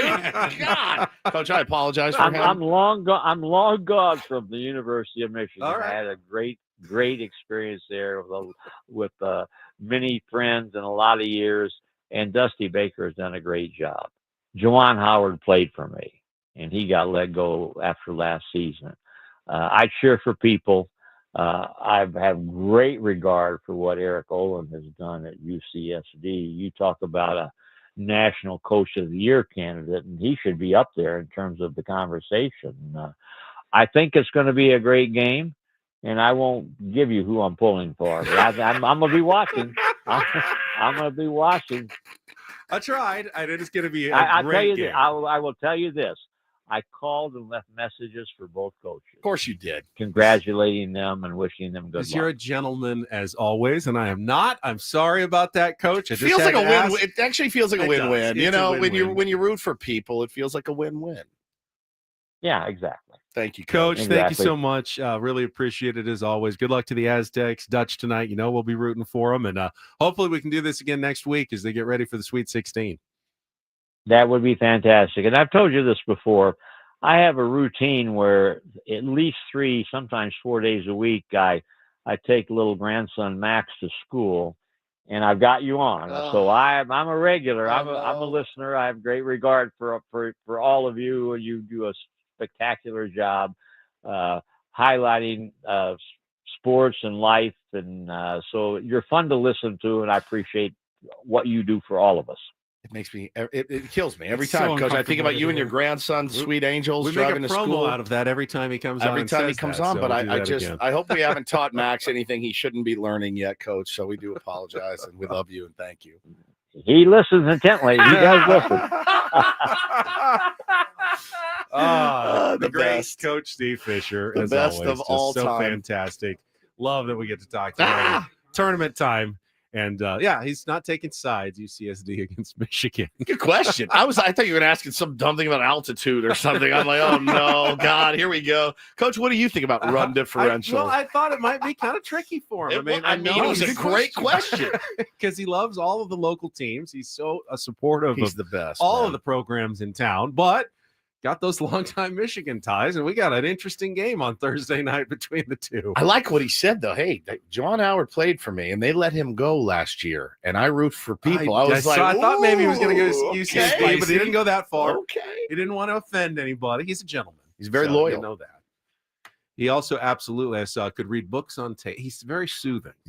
I love his voice, man. It just gets me. He That always could have puts been one me in of a the good mood. secrets to coaching as well. If you're in the huddle And it's tense. And then he comes out and, he's got that voice. It just feels like it calms you down a little bit. He has a very calming, soothing way about it. Oh, he's got the red ass. Oh, I'm sure you get it. I'm sure you get that too. Seeing that on the sideline. No, absolutely. Yeah. There's no basketball coach in the world. It almost stings more. Yeah. Right? Oh, yeah. It does. Like when I'm yelling at my kids, it means nothing at this point. It just over their head. They're like, "Oh, look who's upset again," right? Like, but if you're cool and calm, like if Ben yelled at me ever, I would lose it. I would be like, "Ooh." Can you imagine how bad you'd feel if Coach Fisher was disappointed? Oh, it would be terrible in you. I'd cry. I absolutely would cry. I would be so upset. I am so disappointed. It would end me. Like arrow to the heart. Yeah, it would end me. It would end. That's why you always worry when you hear about his grandchildren. Listening. Yeah, about all then of you feel like your S&M stuff, all your bondage stuff. In us. Like I don't want him to be disappointed in us. Yeah, all your perverse behavior. Yeah. Gosh, dude, you got to remember, man. Coach Fish and Little Max are listening, and stop talking about all your ball gags and all your other stuff that you're into. So, what are you guys called again? Rope bunnies? Yeah, I mean, how's that go? Both of you creeps. 6:10 tonight, Aztecs against UNC. And remember, he reminded VCU and UCLA both made the Final Four out of the first four. So it's not just a fluke. It's happened a couple of times in the last 14 years. So it's definitely possible to get on a run, even if you have to play that extra game to get there. 5 wins to get to the Final Four instead of 4 wins to get to the Final Four. Paulie, think about little Max running into school saying cannabis, aka ganja, just running around in school. Ganja, aka cannabis, or hot beef, maybe. That reminds me, you can still hot vote beef in our tournament of drops. Elite 8, get down to the Final Four. Check our social media channels for that. Grandpa Fish, what's a Delilah? What's a Delilah? Oh. 6:10 tonight on True TV. The Aztecs and the North Carolina Tar Heels. Let's go. All right, we will come back. I want to still get to that Gavin Sheets interview that Gwen and Chris were able to do yesterday, as he is getting closer to winning one of the final spots in the Padres roster. We'll get to that coming up, and our Reindl Report still ahead as well. First, though, let me tell you about SDFatLoss.com. I was just noticing, it's 2 years ago, I went on a golf trip, and I was getting real tired playing golf, and I realized I need to do something, lose some weight, and I did. About a couple months later, I found out about the SDFatLoss.com program, went through my 2 months, and lost 40 pounds in 60 days following their simple proprietary strategies, eating foods from the grocery store, steak, chicken, vegetables, and I lost weight fast. You can lose up to a pound of fat per day and 10 to 20% of your body weight in time for summer. Bathing suits, shorts, t-shirt season is right around the corner here in San Diego. And by then, you can already be done with the program. I loved it. Just go and set up your free consultation at SDFatLoss.com. Do it today. Take advantage of their spring special. Get $200 off. And then they'll help you keep the weight off as well. I've kept the weight off since those 2 years, almost up now. I've kept every single pound off because it is a sustainable, real way to lose weight. It's not injections. It's not hormones or drugs. There's no shakes or bars or mixes to buy. You don't even need to exercise to lose the weight. You can do it. I did it. Please follow me. Follow all the tier ones who've lost thousands of pounds. And go to SDFatLoss.com today to schedule your free consultation at SDFatLoss.com. Results may vary.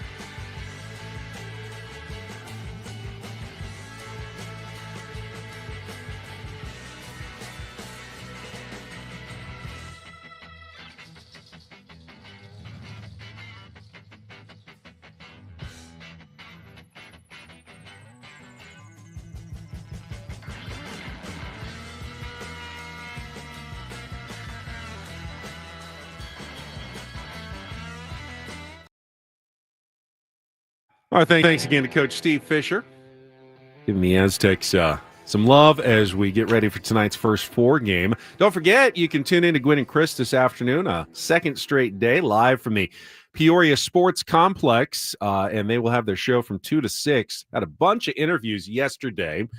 Some of the guys we had already talked to, a little update from how they've been going on spring training, but they also talked to one guy that we did not speak to at camp, Gavin Sheets. Now, when we talked to Gavin Sheets, didn't feel like he was making much of an impact. I mean, when we didn't talk to Gavin Sheets, when we were there, it didn't feel like he was making much of an impact. He was there, but hit a really big home run like first week or whatever, like a huge, like 450 footer or something, just raw power, and then kind of cooled off a little bit. And by the time we left, as soon as we got back, he started tearing the cover off. Yeah, anyone can run into 1 or even 2. 6, though, is a trend. Yeah, 6 home runs and hitting the ball hard consistently. So they had a chance to talk to Gavin Sheets, and they asked him about that slow start to spring training, trying to make an impression and make this team.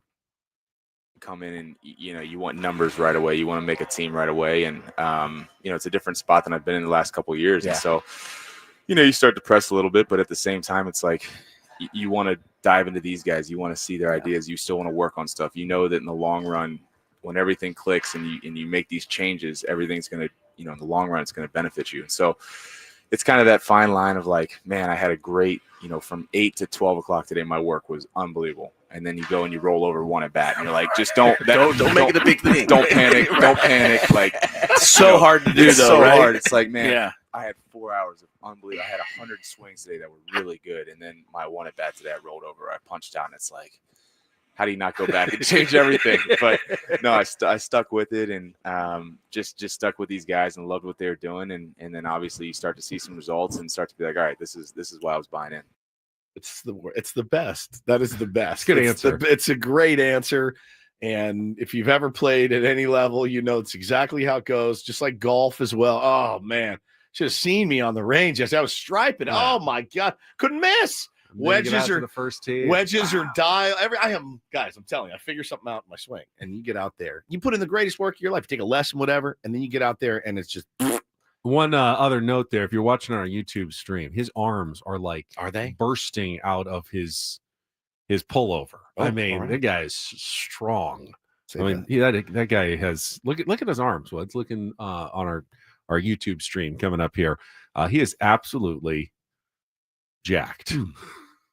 He doesn't like in his face. He doesn't look like he's like a huge guy, but his arms. Really digging yourself into a weird hole here. Sorry, that's all right. I was just vamping a second because you're like a baseball player to me. You're not on our live. I don't know. It just looks strong. And then we have one other bite from Gavin Sheets. What kind of opportunity did he think he was going to be getting with the Padres? Given that there's so many players competing for so few jobs, did he really think he was being given a chance to make this club? Promised to me, nor did I expect anything to be promised. I didn't want any false promises or anything like that, but what was promised was a chance to compete. And I wasn't afraid of competition. I wanted to come in and be a part of a winning franchise. I watched what they did last year. I know the talent that they have here. I know the superstars they have here, and for me it was coming in and fitting in and being a guy to add some depth. It's the catch-22, because I think every ball player like Gavin Sheets or Connor Joe wants to play for a good team. That's, you get the opportunity to go to maybe the playoffs or even win a World Series. It's also, when you're a player who's not an established star, harder to make a good team's roster because they got more players and less spots. I mean, for Connor Joe, making a Pittsburgh Pirates team, Colorado Rockies team is not the same as making the San Diego Padres roster. For Gavin Sheets, could have signed somewhere else. That he had probably an easier path to the big leagues. Was he released by the White Sox? And that's the other thing you think of too, is like you're in an organization that is, look, it's been a dumpster fire, and it doesn't look like it's really going to get much better. And I think there's probably something that messes with you a little bit. You're like, I just got cut by the worst team in baseball. What's my value here? But fresh start, change of scenery. That's real stuff, man. That's not radio host speak. That's a real thing. Different philosophies, whatever. And I think that's a really refreshing perspective from him. So good stuff from Gavin Sheets with Gwynn and Chris. They'll have more interviews for you this afternoon from the Peoria Sports Complex. Just got a note, Major League Baseball. They've announced pretty much all of the pitching matchups for opening day next week, with a couple of exceptions, still a couple of TBDs on this list. But I always like playing the fun game. I mean, we got the Padres, obviously. Michael King was named yesterday against Chris Sale, 110 Pacific. I always like to play the game. Who's the worst opening day starter in Major League Baseball? There's a couple of candidates. You pointed out last year, like Garrett Crochet. I laughed. Was the opening day starter for the White Sox. I laughed. I'm like, oh, they're converting this reliever. He's going to be a starter. Okay, good luck, White Sox. I mean, look at the year Garrett Crochet. He will be the opening day starter for the Boston Red Sox against Nathan Eovaldi of the Texas Rangers. Let's see. We got some good matchups here. Hunter Green against Logan Webb, Cincinnati against San Francisco. Sandy Alcantara versus Paul Skeens. Nasty dude. Marlins against the Pirates. Let's see. Logan Gilbert against Luis Severino. Seattle against Athletics. I don't know. Kyle Freeland is the starter for the Rockies. Probably, I mean, he gives the Padres trouble. He will go 7-0 against us this year with a 1.32 ERA. This year, the White Sox are going with Sean Burke. He's one of their up-and-comers, right? Burke. Sonny Gray has had a really bad spring. He's the opening day starter for the Cardinals still, but he has gotten beat up. He goes up against Pablo Lopez of the Minnesota Twins in an interleague game on opening day. Carlos Rodon is the Yankees opening day starter against Freddie Peralta of the Brewers. Yeah, decent matchup. The Arizona Diamondbacks haven't named their opening day starter. It's Corbin Burns. I would think. What are they doing? It's Corbin Burns. I mean, or it's Zach Gallen. One of the two. They could do the old A. Hey, he's been here He's longer. our guy. He's our guy. So I think that's. And then the Cubs have also not named their opening day starter for that game, although technically it'll be their third game. Dodgers also haven't named who's going to face Tarek Skubal of the Tigers for their stateside opener. That's a nasty order, man. That would be probably Snell. They have. I thought they said it was Snell. I saw it was going to be says Snell. TBD here. I They're thought, not just going to go back to Yamamoto. No, I thought the Padres last year did the same too. They just I saw that it was Blake Snell starting the stateside opener. All right. Well, I've got TBD according to the tweet I saw this morning. So I'm going to hammer the Tigers that day. Really? Yeah. Again, if it's against Blake Snell. Oh yeah. Tarek Skubal also. Yeah. Hammering the Tigers. The one loss for the Dodgers. Yes, the one loss. 161-1. Tarek Skubal got him in the third game of the year for them. All right. Paulie's got some headlines with the Reindl Report coming up in our final segment. Anything you'd like to tease for us, Paulie? We got a release date for a movie that a couple of us will be excited for. I saw, and there's a I think there's a trailer out as well. Yes, trailer is out. I'm looking forward to actually this because I have now seen the original, and now I'm actually looking forward to the sequel. We'll get to that coming up next. Final segment of Ben and Woods ahead on San Diego's #1 sports station, 97.3 The Fan. Gambling problem? Call 1-800-GAMBLER. GEGE 000-466. For a full list of games and rules, play at 7 Mile Casino. Visit 7milecasino.com. First, though, I'm going to talk to the high stakes card players out there. I know there's a few of them, tier ones in our audience, who like to play cards and don't mind doing so at a little higher level. 7 Mile Casino wants you to know that they are a great place to play for a high level poker or California style blackjack. If that's your thing, they're going to take care of you at 7 Mile Casino. Yeah, no question about it. We love really everything there is to love about 7 Mile Casino. It's a smoke-free environment. It's bright, it's airy. It doesn't feel like a dingy card room when you walk in. Their staff is so friendly, so professional, always eager to serve. The food is top-notch, phenomenal. Great place for lunch, great place for dinner, great place to watch a game. All of it, man. And best part, it's just 7 minutes from downtown, just off the 5 on Bay Boulevard in Chula Vista. It's great. Yeah, check a beautiful day today. It would be a great day to have lunch out on the patio. Look over San Diego Bay, over to Coronado. Just a really nice spot. And again, don't have to spend all your time in the car. If you want to play high-limit card games, don't be in the car. Be at 7 Mile Casino. It's just 7 minutes from downtown.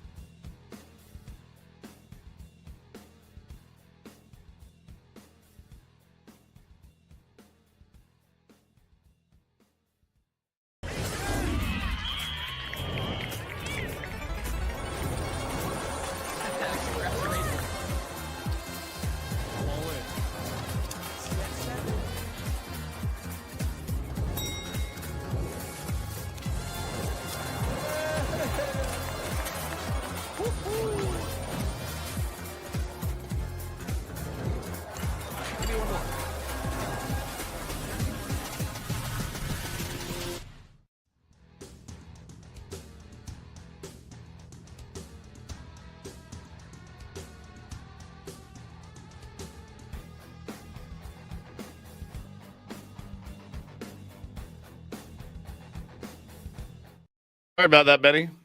I was trying to help you out, actually. I just doxed Ben in our YouTube chat. So whatever you do, don't go back in the chat. Look for the email address that I posted and send him. This is not helping by drawing more Zach, attention. I did get your take on Woods category suggestions. Thank you for your submission. Yeah.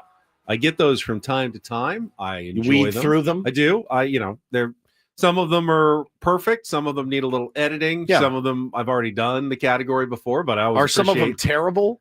I've never gotten a really bad one. Some of them I think are too hard Right. for at least our game. Like really esoteric, which is like you might get some of them. I don't know. I feel like I don't know the quality of the contestant, and just like the odds of the listener getting 0 with that one seemed really high. So that's why I reject an occasional category suggestion, just because I think it might be too difficult for a tier 1. Next time you get a real one that you think's too esoteric, bring it in and test me anyway. I want to see how I do. All right. Yeah. I will do so. Cool. And I'll play for a listener. And if I win, if I get a certain number or whatever, we can maybe on a day we have an extra prize to give away. You can play for a listener. Yeah. To give away something with one of the extra tough games that I occasionally got to get 3 out of 5. Ones. Yeah, something like that. Perfect. All right, we got to check traffic, and then when we come back, Paulie's going to give us some Reindl Report headlines to get us to the end of the show here on 97.3 The Fan. From the 855 Get Ross Traffic Center, protecting San Diego after accidents or injury, here's Kelly Danick. Traffic is sponsored by Valvoline Instant Drive-Thru Oil Change, your trusted instant drive-thru oil change. Some accidents on the coastline, north on 5, one clearing up just past the 76 and southbound side of the 5 before Birmingham. A collision has been moved over to the left shoulder up ahead before the racetrack. Another collision. This one has been moved over the right shoulder, but we're getting reports of a bumper in lanes to watch out for. Also, northbound side of the 805, right before 43rd, there's a collision involving car and a big rig. It's got the slow lane blocked. Stop by any of the 30 San Diego Valvoline Instant Oil Change Centers. You don't have to get out of your car. It usually only takes 15 minutes or less, plus get a free courtesy check of your tires and battery. Visit SoCalOilChange.com for directions and discounts. SoCalOilChange.com. I'm Kelly Danick with Ben Wood, San Diego's #1 sports station, 97.3 The Fan. And get things started here with our today's edition of the Reindl Report. Now tuned into the greatest. Welcome to the Reindl Report with Paul Reindl. Hi, Paul. All right. 2 stories from the world of sports that we haven't gotten to yet. We'll start off in Major League Baseball. And 1 story that you didn't know you needed. Are you laughing, biatch? It's the Reindl Report Hey, Paul, how you doing? Okay, how are you? on 97.3 The Fan. Are you ready to bless the mood? I need some help, please. That was good. Can I get a oh yeah? All right. All right. It's the Reindl Report, brought to you by the Craft Taco. Whether you're craving tacos for lunch or a craft beer for happy hour, the Craft Taco is the answer. Now open in Balboa Park and Sorrento Valley. Let's see, gentlemen. We will start off. How about the NCAA here? So a lot of people maybe not knew that this was going on. There was a settlement that happened yesterday with the NIL landscape that's ever changing in college sports. But the NCAA has agreed to drop a rule that they previously had in place that was prohibiting athletes from negotiating terms of their name, image, and likeness, and all the payments that come with that until after they enroll in school. That's how it used to be. You had to enroll in the school first and then negotiate your NIL. But you're not going to enroll in the school unless you know they're not rolling the dice going, oh, I hope that's the Notre thing. Dame has some money for me. It's crapped out. It's the NBA players signing $300 million contracts at 12:01 kind of a thing. Yeah. Like technically this is just how it works. So the NCAA was going up against a group of state attorneys general who were suing the NCAA last year, claiming that putting those restrictions on the NIL negotiations for players violated federal antitrust law and blah, blah, blah, blah, blah. I'm not going to get too legal here. So the NCAA has dropped that. So now if you are a high school athlete, highest bidder, it's open season officially. Yeah. It's catch-22 because the NCAA, and I mean, I can see why they wanted to prevent schools and booster collectives. They tried to control it from just offering guys give you $1 money million to come here. We'll give you $1 million to come here. But it was already happening. Well, that's why they were trying to stop it. That's why they put the rule in. Like, okay, we'll Even have with the NIL, rule, but let's have. They did, yeah. But you're telling me nobody negotiated a deal before they enrolled in the schools? Come on, sweet kid. No, I think it was going to be a new rule. Oh, they were going to implement the rule, and then they with the banged it. settlement. I thought it was already in place, and they dropped I it. don't know that it has been in place. If it has, then you're right. It has been completely unenforceable. Correct. And now it just doesn't exist at Yeah, all. it says the rule was designed to try to keep schools and booster collectives from using NIL deals as a recruiting incentive for incoming high school athletes. But come on, unless you've been living under a rock, that has been happening. It's pretty interesting too. I mean, It was happening in the 80s. There's something they could do. There's something that they could do to a contract of some sort, right? We have a contract here. We're being paid to work here. We signed a contract. I cannot today walk in and go, hey, I'm done here. I'm going across the street and I'm going to do radio there. I can't do it, right? I have to stay till the end of my deal or whatever we agree to, and I'm under contract. They could do something in basketball, football, whatever, where if I sign on the dotted line to be a wide receiver at San Diego State University and they give me $75,000 for year one, I have to stay. Or 2 year. We'll give you a 2 year $75,000. I think we're dangerously close to contracts. Correct. And isn't that professors or state employees? I think college athletes are about to become state employees. Isn't that better than I played a year here? They paid me $250,000. I had a really good year. Now so-and-so wants to pay me $280,000.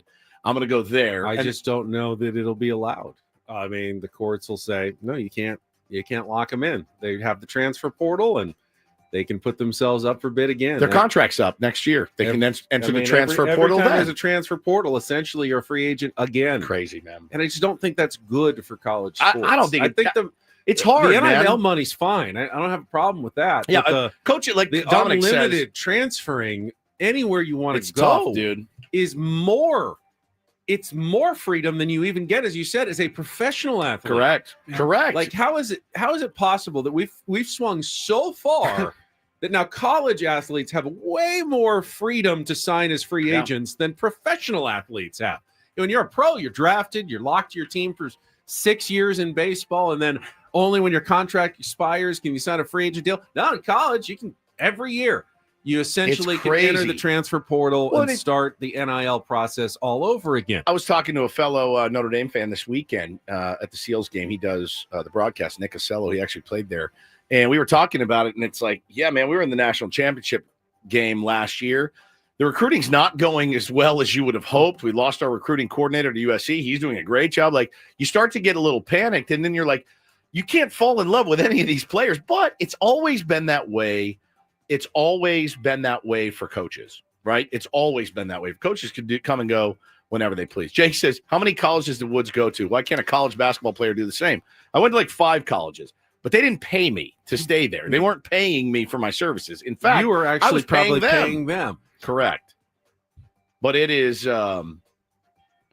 there's something's got to be done in the next few years. They're going to have to get a handle on it. Otherwise, it's the Wild I feel West. like we're going to be dealing with this something like this every year for at least the next 10, 15, 20 years until they really dial it in. But it's not great for schools like San Diego State, which will never have the same kind of money as Ohio State and Florida. Jake says technically Alabama. the colleges aren't paying the players. Okay, fine. I didn't have a booster team sending me to Texas Tech to get a 0.0. But now they kind of are. I mean, now with the new agreement, it paves the way for up to, $20.5 million that the schools will directly be paying players out of that fund or whatever the school decides on. But for me, it's not. For me, it's not about tamping down the freedom of the college student. You know what it is for me? It's oh my gosh, I'm so excited you've decided to come to my favorite school. I can't wait to root for you for more than a season. That's all it boils down to is like, I'm so glad you're here. We want you to play well here, and I want to root for you. I want my kids to root for you. You know what I mean? Imagine if Fernando Tatis Jr. every year could just opt out. The Athletics are like, hey, we have to spend some money. We're going to give you the most money. He's like, all right, I'm going to Sacramento. It's tough. It's tough. And I get it. I've always been an advocate for college players getting paid, especially since they profit so much from their name, image, and likeness. I have no problem with them getting paid. I think I just have a problem with the Wild West mentality of it. But, look, you can regulate it and make it fair and make it equitable for everybody. All right, quickly before the movie news, catching up on some stories from the weekend still. I don't know how you guys didn't talk about this for like 4 straight hours. Joey Gallo related updates, related news. So Joey Gallo was released over the weekend. The White Sox, kind of forgot he was with the White Sox to begin with. He was granted his release, and then it wasn't about an hour later, he went on social media after he was released by the White Sox and said that, he's not retiring, he's not hanging him up or anything. In fact, he's going to be changing his game. He wants to become a pitcher now. Okay, it's happened. We've seen it done before. Where does Joey Gallo slot in the race for the Padres' 5th starter's job now? He's like probably. Right now, today's probably 4th. Okay, yeah. He's not on the Padres yet, but you feel like he's he's in 4th right now. 5th. He'd always use some pitching. He's a big boy, dude. Imagine all the. He's only 31. I thought maybe he was a little older. Feels like he's been around forever. He has no professional experience on the mound. He did pitch in high school. Yep. So no hitter. So did pretty much everybody who's in the big league. He touched. I think he touched 95 in high school. I mean, Not bad. He's 6'11" or whatever he is. Yeah, Give him a shot. 2 gold gloves. 6'5". He's 2 gold gloves as an outfielder, so he got an arm. He's got a cannon on him, dude. I always thought about I think the best arm, one of the best arms I've ever seen in my life was Ichiro. Oh my! I mean, God, what could he do if he devoted himself to pitching? God, dude. What about Fernando? If he devoted himself to pitching, what would that look like? Well, listen, somebody tweeted, if you can't beat him, join him. And I couldn't have agreed with the sentiment more than he is literally one of the worst hitters on the planet. I mean, I wasn't that hard to strike out. I could probably do that on the other side. Yeah. I could strike me out. Me out every single day. I'm pulling for Joey Gallo. I told you, I saw him in the airport that one time. He was alone and he looked really sad. And I like that. I like that there's another guy that's trying to do it this year. I can't remember who it is. Somebody, I think it's for the Guardians or something. I can't remember who it was, but yeah, man, this is something that if he could get a few more years playing baseball as a pitcher that'd be pretty fun. Yeah, you know how we feel about it. It's Joey Gallo. Oh, it's Joey Gallo. Yeah, his hitting drop off is historic. BM just writes in. I'm pulling for him too. I mean, you figure it's got to be at least a season or two transition before he can get to the big. Yeah, he's not going to be. I doubt he makes the bigs this year. No. But I think somebody gives him a look. I got a spot from on the tier 1s. I'll give him a couple innings. There you go. If he wants. Joey, if you're listening, and I know you are, your biggest fans. All right, then finally, yes, the trailer for Happy Gilmore 2 officially dropped this morning. It's going to be out on Netflix in July 25th, I believe was the date. Watch the trailer. It's about a minute and a half. Watch it during a commercial break. It's pretty good. It's pretty good. Nervous, man.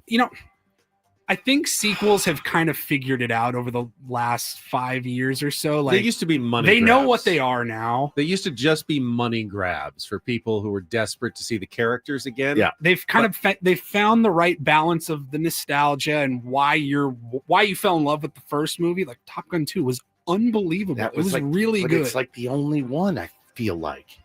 I feel like it's the only one. Jaws 2 was pretty good. But really, for the most part, it's just a tough. When it comes to really good comedies, are really tough to do. The Dumb and Dumber scene was like, oh my god, this is the worst piece of garbage I've ever seen. They're bringing everybody back. Christopher McDonald, that's good. Our buddy Shooter McGavin's there. Julie Bowen's in it as Virginia Bennett. Yep. Ben Stiller is in it. He's got his appearance in the trailer. My problem with sequels is they always do these throwbacks to the same jokes as the first one. No.